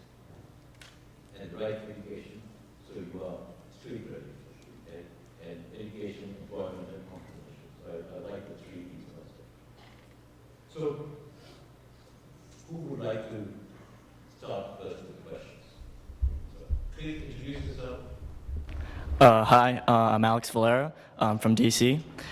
First off, I'd like to say that I'm a computer science major, so I definitely love the concept of Youth Spark. I'm going to be a junior this fall semester. But I just want to say that in the next coming generations of the youth, I feel like coding and programming will be totally intertwined with the youth in general, whether it's through societal advances or maybe standardization in the schools. So I was just wondering what teaching maybe like a 50-year-old lawyer in 2013 who wants to learn these skills, maybe to develop to develop a website or maybe some kind of software, or maybe like a 60-year-old doctor that has no experience with computer technology. Are these opportunities available to them as well, or are you neglecting and then moving on? No, really That's a very good question. It would be ingenuous of me, as I sit here with more than 6 decades of life, to say that we discriminate against people who are in their 60s. That would not even make sense. But we have, in our program effort, we really we have services and resources and tools that are available to any age group. However, with our Youth Spark initiative, we did make a very deliberate choice to focus on youth because we felt that that's where the need is the greatest. There are programs, and as I say, we have them within our constellation that would help anyone to get the skill sets that are required to keep up and be current and relevant in their professional work. On the other hand, given the needs that we have for new skills and for new employment opportunities and new businesses that will come on stream, we felt that the best investment would be to engage with youth. Now, having said that, there are lots of opportunities for partnerships and working together between intergenerationally, and I actually am a big proponent of that. I think that's critically important, and I think it was the Wall Street Journal today that I read on the plane this morning that the sale of the Washington Post, which I referenced earlier, which is getting so much conversation, the decision was made by one of the owners that if they sold it to someone in the generation of internet business and online business, i.e. Jeff Bezos, that his perspective was really needed to take it to the next level, that they had done all they could do to contribute to it, and they're keeping on the team that is with the Washington Post now to help them, but they're bringing in this infusion of youthful ideas and experience. So I think, for me, I was heartened to read that story. They just didn't come in and sort of say, out with the old, in with the new. It's a blend, and I think that's really what we're talking about. But young people are they're the largest group that they've ever been on the planet. So you're talking about 1.4 billion young people.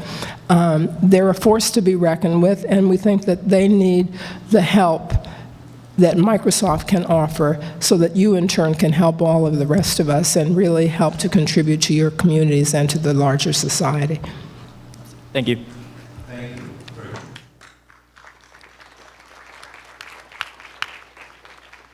Excellent question. So, our learners. That's exactly what it means for people like me and my generation. Well, again, we can. For the younger, can you hear me? For the younger generation, I mentioned the group called Code.org, and some of you may have heard about them. They have a program online that anybody of any age actually can take advantage of that takes you through a self-directed learning process.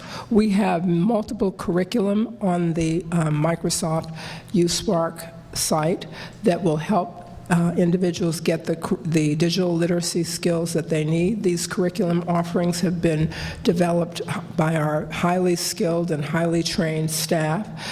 You can get certifications in these programs that if you go through, again, an online self-learning process, you can learn and be self-certified as a part of that process. These curriculum offerings are available in up to 26 languages, so we try to make them as accessible as we possibly can. We also have access for people with disabilities so that they can gain access. We really want everyone to have access to these programs. If you're a young person, you can sign up to be a part of the YouthSpark Hub, and in so doing, that will allow you to gain notification about ongoing initiatives that we have developed.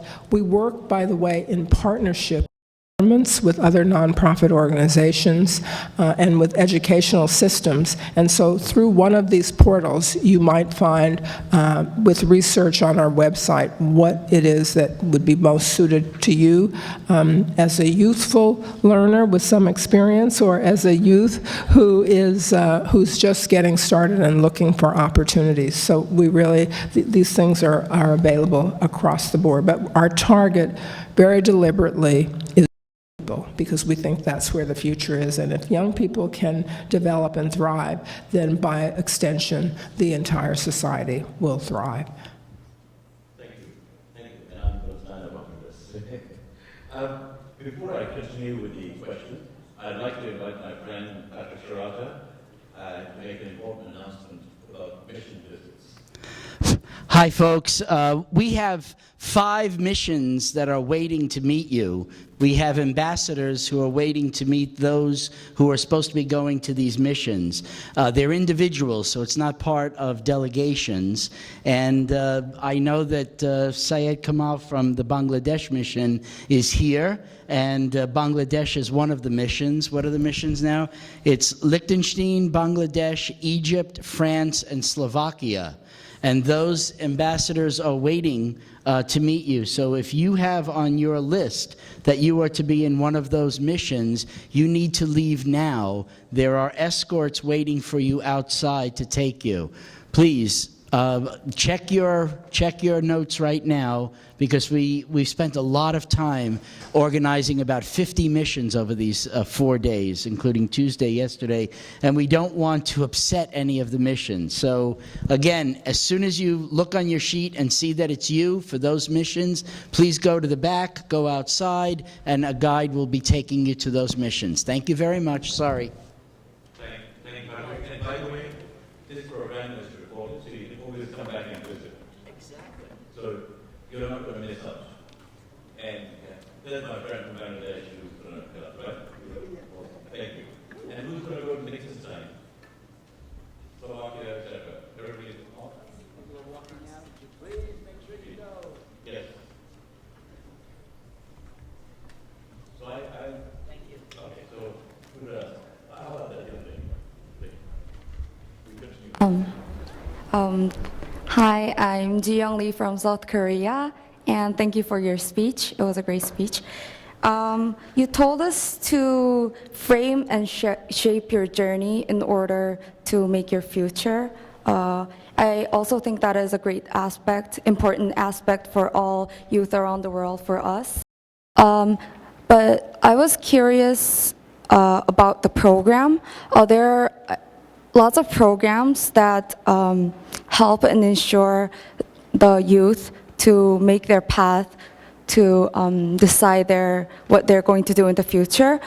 You said entrepreneurship and education opportunities are very important aspect that you consider in your program. So I was curious, what makes your program different from other programs to inspire the youth to make their exact path and way to their future? Thank you for that question. One of the things that I would say in response is that when we began this journey of developing YouthSpark about a year ago, we had been working for the last 10 or 12 years, as Amir mentioned, with a program called Unlimited Potential, and the idea was to help people all over the world get the skills that they needed to realize their potential, particularly as it relates to technology. And we were interested in sort of bridging the digital divide and bringing technology, computers, and software and related activities to communities. With this next wave called YouthSpark, we wanted to go beyond just providing the equipment, but really try to close the opportunity gap. So what we have come to learn over the years in our work, and what we are focusing on now, is the notion that everyone is interested and capable of benefiting from training and programming in, again, the 3 E's, education, employment, and entrepreneurship.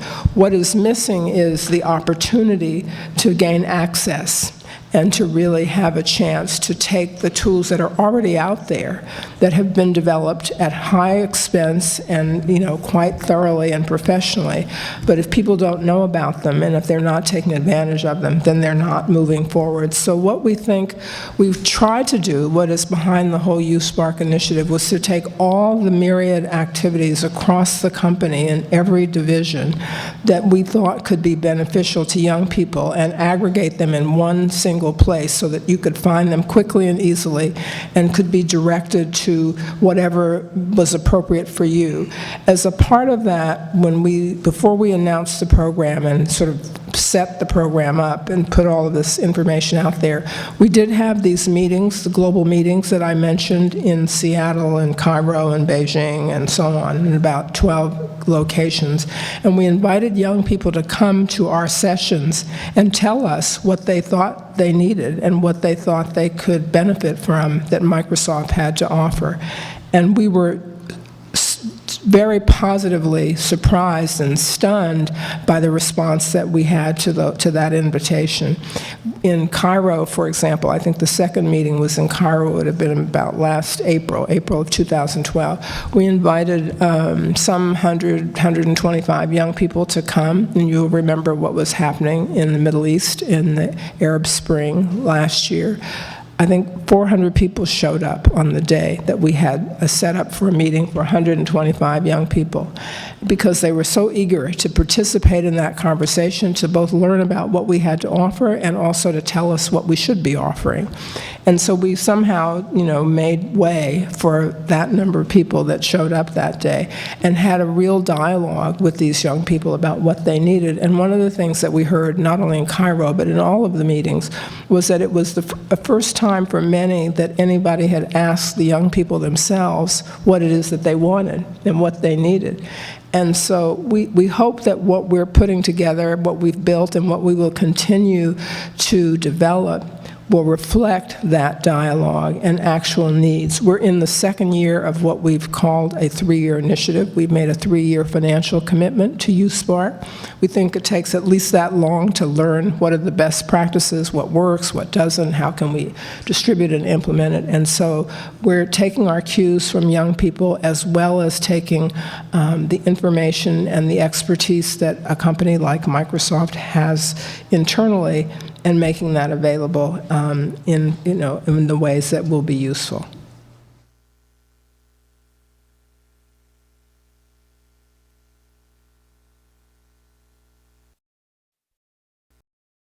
So why don't we take the 3 questions together, then you stay there, plus my dear friend Andrew response.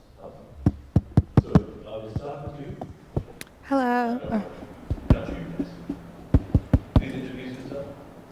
Hello, my name is Temia Baisi. I go to Rutgers University in New Jersey. I'm a business analytics and IT major, so it's kind of similar to Microsoft. And my question is kind of a 2-part question. So how do you first identify the schools and the educational systems that you target to kind of introduce programming, programs and coding programs to kind of train teachers and students in computer programming? And then the second question is, you kind of mentioned how one of the issues that you're facing is access. While the resources are available, but they're not readily accessed, what is the vision for YouthSpark to reach students who may have different social venture ideas, but don't have internet access at the time, or may not have the ability to constantly access the website? What are the plans and the mission for YouthSpark in the future? Thank you.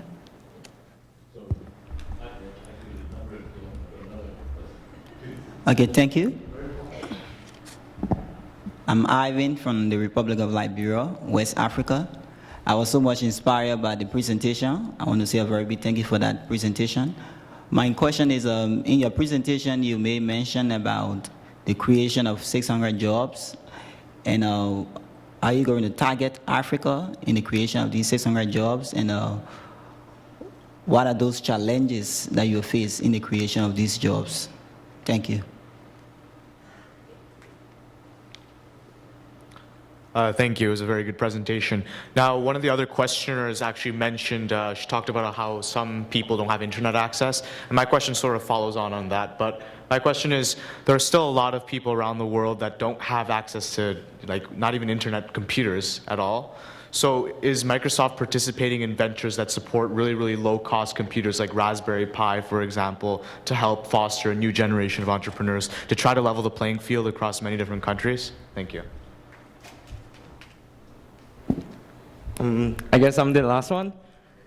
Okay, so also for the lady in blue there as well. I forgot your name, but then I'm sorry. My question is that out of so many entrepreneurs that you have sponsored so far, there's gotta be a failure. And one thing that as a youth that we're scared of, it's a failure. So how do you deal with when we fail a project that you believe is going to work? Are you going to throw in even more money to help us to succeed, or you just throw our projects away? I love your question. Thank you.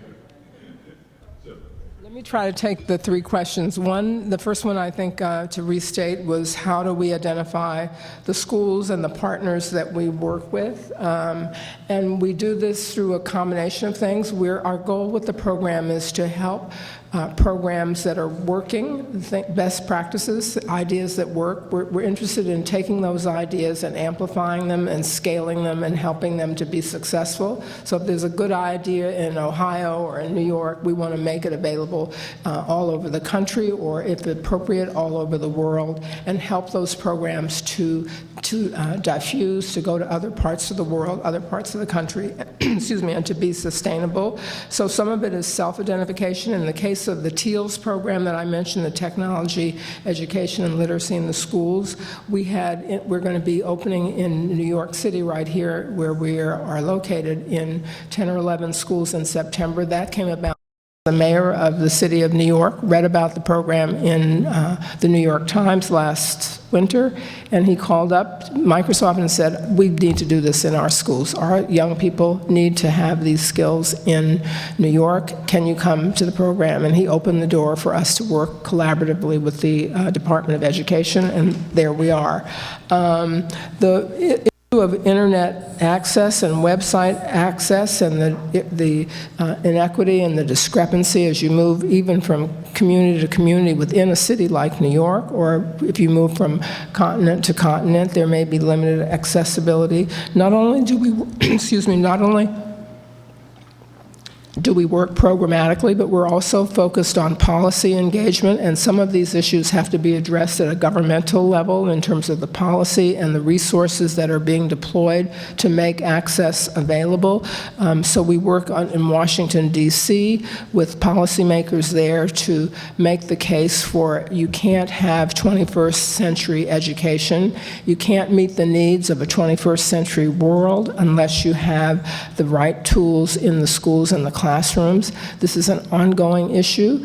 It's true in this country as it is in other parts of the world. We also know that more and more young people are turning to smartphones and mobile technology as a way of learning. And in fact, one of the ways that I know that I'm probably older than many of the people that I work with, some people don't even have laptops and desktops anymore. They do almost everything, on their devices, their smartphones. I'm trying to get there, but I'm not quite there yet. But as that becomes more the way, the lingua franca, if you will, of the world, I think these issues will be able to overcome. And then the final question was about job creation. That's a really tough issue.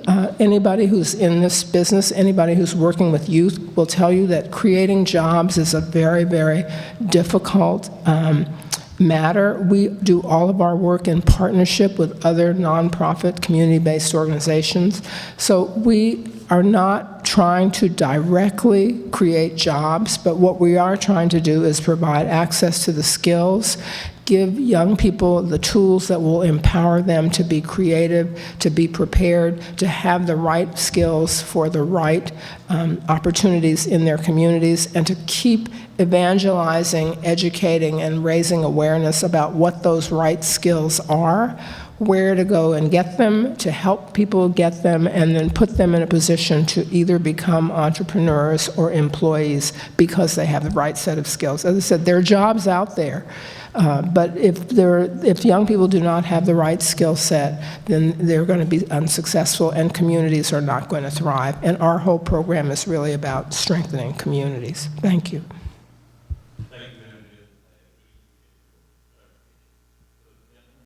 From Nigeria saying I created 600 jobs, actually 600 million jobs. So the figure was missing a few zeros, that's it. But the important point is your question is so relevant. How do you create jobs in this current environment? And Microsoft, Inspire, and others, basically they provide that enabling platform for you to learn and be, if you like, street ready for the jobs which require inside knowledge of new technologies. So we are going to be running out of time shortly. I want to invite my friend from the Education for Employment Foundation, which again is that platform. And by the way, it's a very interesting initiative where they train people for specific skills which are needed by industry. It's a wonderful initiative, and I'm delighted to welcome Mario. Please.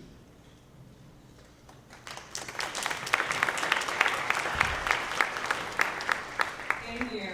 First of all, everyone's been sitting for a pretty long time, so I'd like to ask everyone to stand up first. We're almost at the end of the session. Stand up, get out. Okay, thank you. So first, I want to say thank you, actually, to everyone who had a role in organizing this incredible event. Andrea and I walked in together and were really struck by the amount of energy that's in this room. And it is so exciting to see so many energetic, inspired faces. And so in addition to thanking the organizers, I also want to thank the other panelists who have inspired me. And it's, as Gigi said, it's certainly humbling to be on a panel like this. So what is Education for Employment, the organization that I work for? It's a network of nonprofits that are operating in the Middle East and North Africa, whose mission is to train youth and place them in jobs. Pretty simple. And in order to explain why we exist, I actually wanted to ask you some questions. Has anyone in this room ever looked for a job, or has a sibling, family member, friend who's looked for a job? You just raise your hand. Okay. Does anyone know someone who is young who has struggled to find a job? Okay, it's a lot of people. And have any of you heard the phrase global youth unemployment crisis? Okay, so I'm guessing the answer is yes. And I think a lot of you are probably in school right now, so how many of you think that the education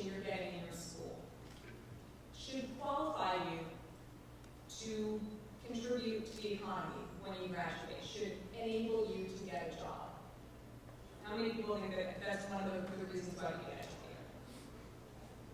Okay.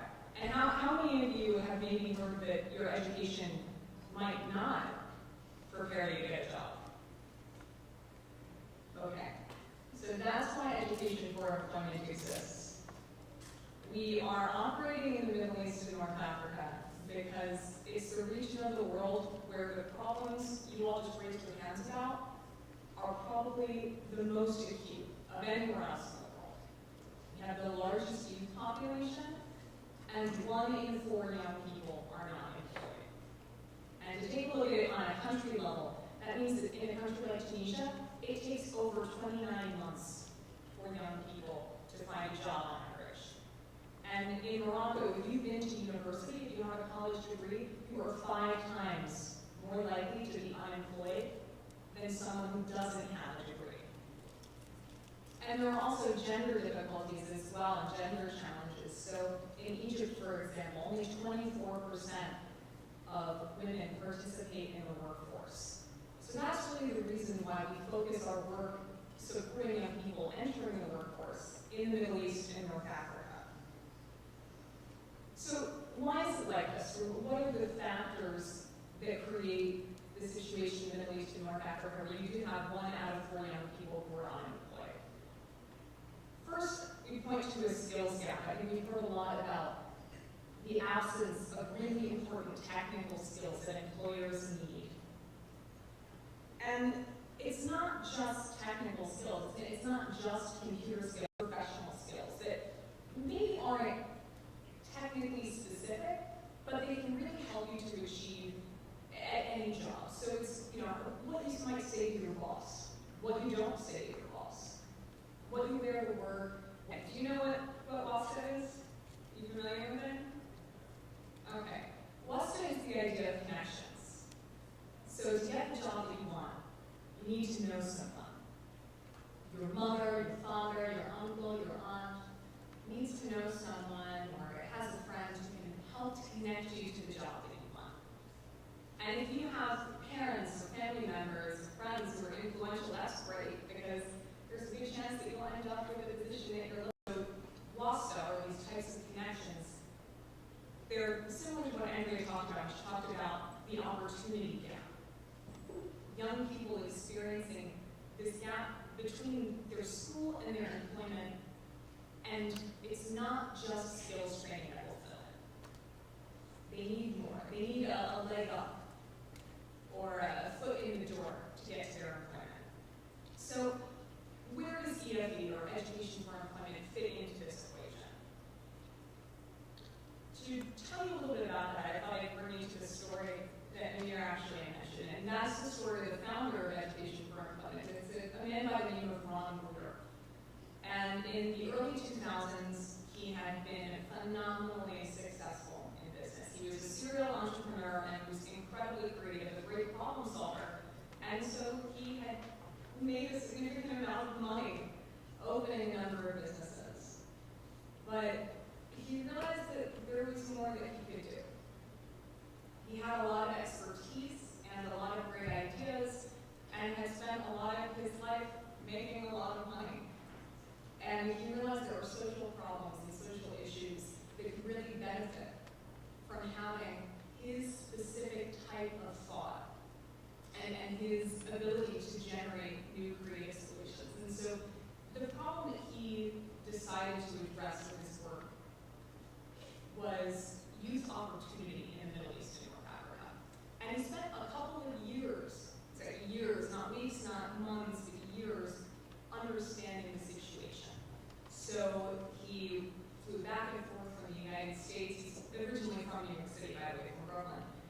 He flew back and forth from New York to the Middle East, to the region, spoke with experts, spoke with young people, and he played around with a couple of different ideas. He thought, well, maybe I'll start schools because education is so important. Maybe I'll start some primary schools. But he realized that there were a lot of people doing that. And he wasn't so sure that by starting primary schools, he could actually prepare young people and give them the type of opportunity that he hoped they would have. And so when he looked around the market, he looked at the opportunities that young people have, coming from his perspective in the private sector,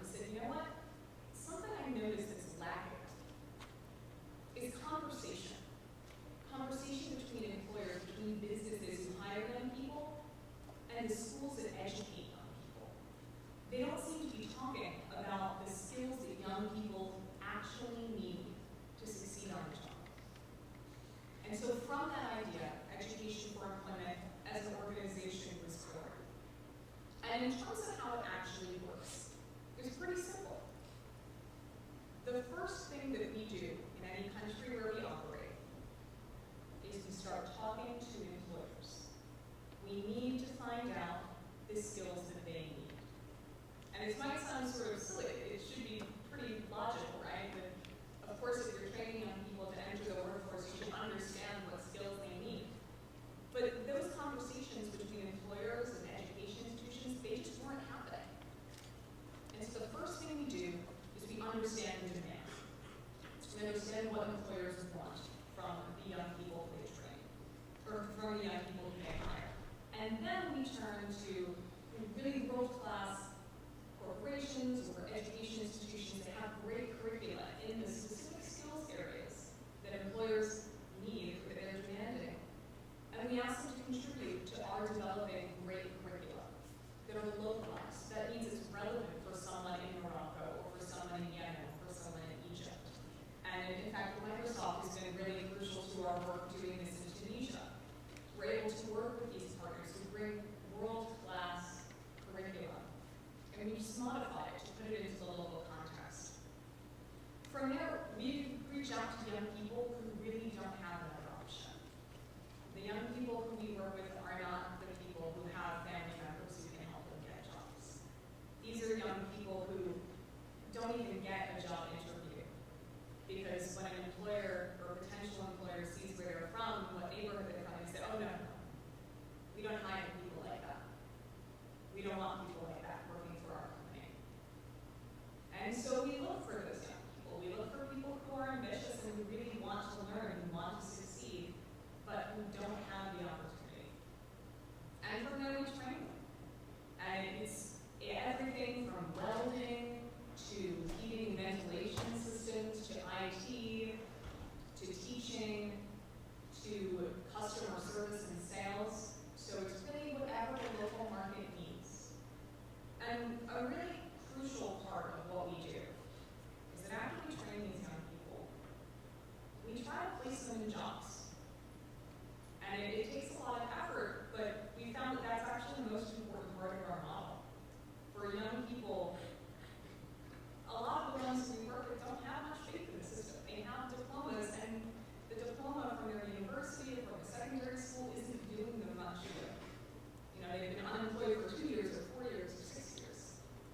And so what we try to do is make sure that the young people who leave our programs don't leave with only a diploma. We want them to leave with a job opportunity. And so we're working with employers to make sure that even before we train the young people who we work with, we know there's a spot available for them if they succeed in the program. And that's a really important part of what we do. Afterwards, we follow up. We make sure that alumni are in touch with us. We check in with them 3 months, 6 months, see how their job is going, see what they think really helped them in their training, and what they would have found useful had we trained them. And we found that way we're able to continually evolve our programs. And there are a lot of moving pieces that are necessary to make training like this happen. And actually, this is where I'm going to say a couple of things about what we need to do this on a much bigger scale. The first is that we need local solutions. Part of what has made education for employment very successful is that in every country where we operate, it's not a lot of Americans going in and saying, you need this or you need that. Every country we operate has its own local foundation, with its own local staff, and its own local board, and they're the people who really understand the needs in their environment. They're the people who can go to employers, who can go to youth, and can be very credible and say, listen, we're here to make a solution. It's our national issue. Youth unemployment is a national issue for us, and we want to work together with you at the local level. In addition to that, we need more conversations. We need better conversations between people who employ young people, so companies and corporations, and the education institutions that educate them. And that can be everything from companies advising schools on their curricula, to company CEOs or representatives sitting on the boards of universities to make sure that the market needs are always a part of the university's training of young people. In addition, we need partners. We've gotten to work with Microsoft and others, for example, and they're the ones who really are helping us to develop and offer world-class training programs. So we need more of them. And finally, we need young people. We need you. We need you to demand of your education institutions and of your educators that your education will actually help to prepare you for a job. Thank you.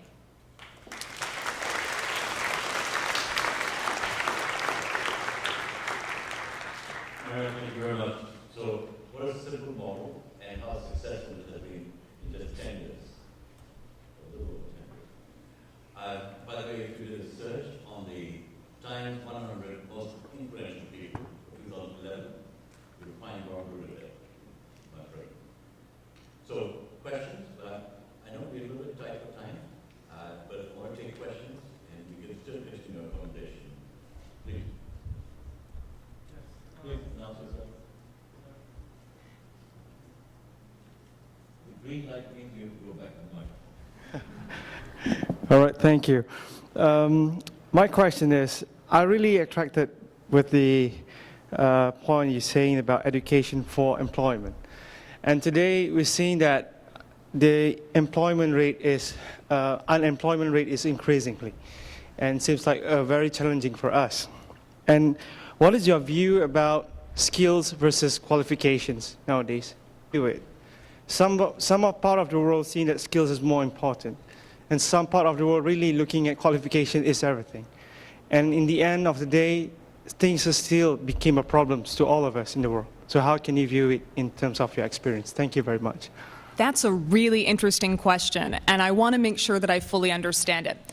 By qualifications, do you mean degrees? Okay.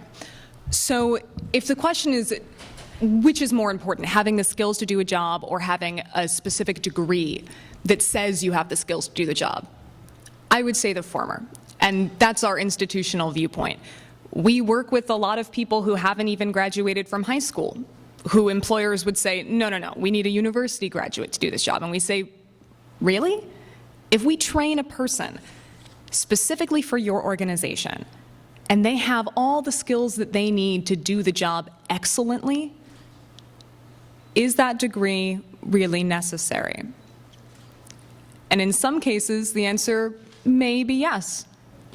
But I think in more cases than most employers admit, the answer is, you know what, so long as someone has the skills they need to do the job, let's have them do the job.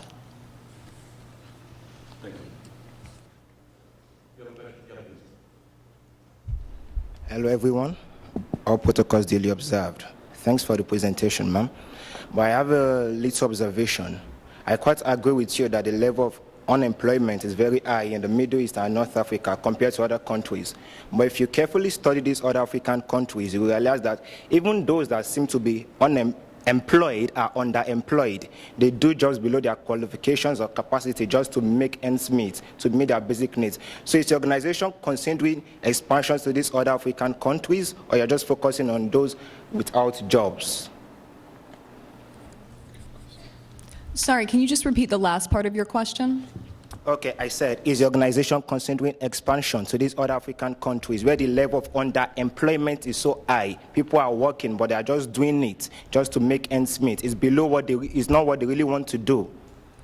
So first of all, that's a really important thing to point out, that when we talk about youth unemployment, it's kind of easy to think about it just as being people who don't have jobs, but there's a whole nother group of people who are underemployed, people who are overeducated for the jobs that they're in, or people who are doing menial labor, informal labor, people who don't have the security of a paycheck or any type of benefits. So I think that's a very important distinction that you make. In terms of education for employment, the organization working outside the Middle East and North Africa, we understand that we bring a special type of expertise and special connections within the region that are very specifically focused. So instead, at this point of it expanding beyond the Middle East and North Africa, what we are doing is working with other organizations to share the learnings, the best practices, the things that have gone well, the things that haven't gone well, and to make sure that we're helping other organizations who are familiar with those local contexts to do similar types of work in their local environments. Thank you, Mary. I'm going to ask you to open your smartphones and iPads, etc. And I'm going to repeat the websites you're already aware of. I want you to add them as your favorites. First one is an organization you may not have heard of. It's called FAF.org.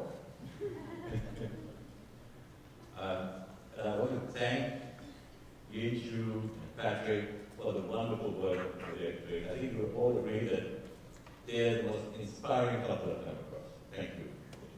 Thank you.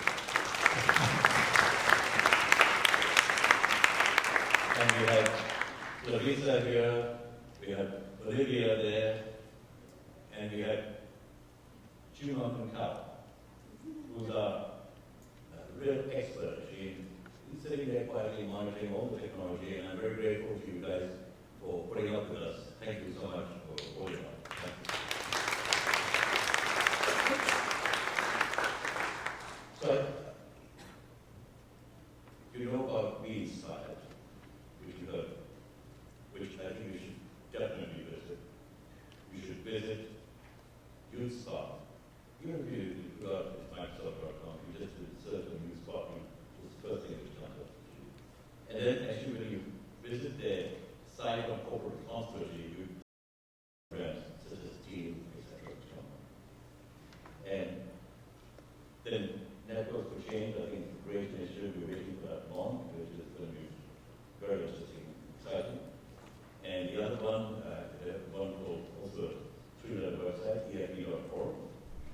And you'll see some people are thinking about it, some ask the question.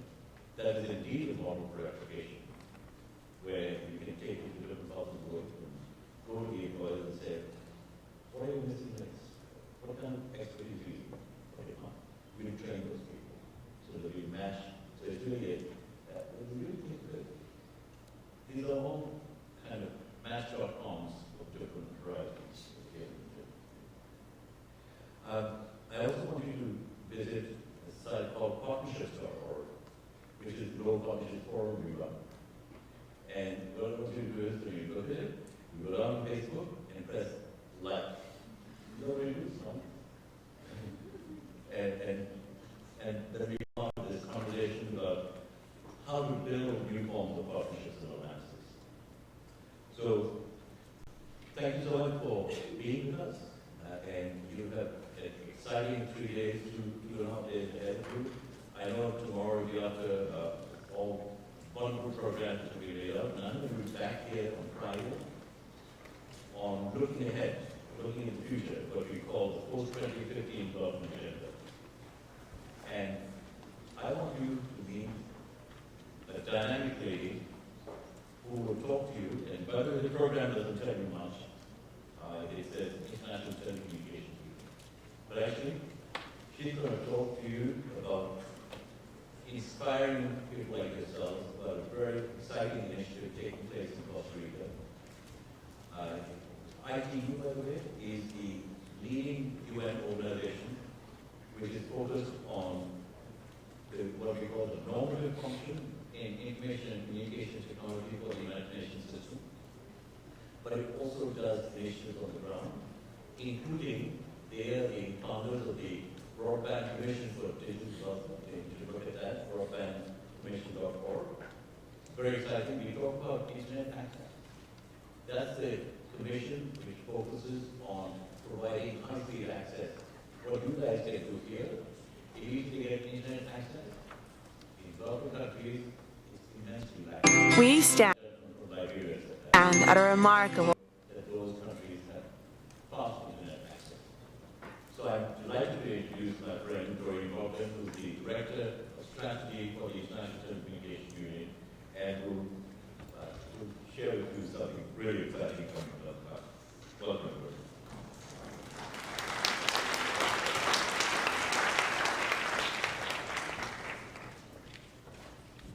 Thank you very much, Amir. Distinguished youth delegates, ladies and gentlemen, it's a great pleasure for me to be here. At the end of a very packed day, I have the challenge of being your last speaker of the day. So rather than ask you to stand and stretch, I'm going to ask you to stretch your minds just a little bit. Stretch your minds because I have one last pitch that you need to hear before you go home today. So if I can ask my colleagues to please put up the video, and I have a very short video which will explain very briefly my pitch. Please. We stand.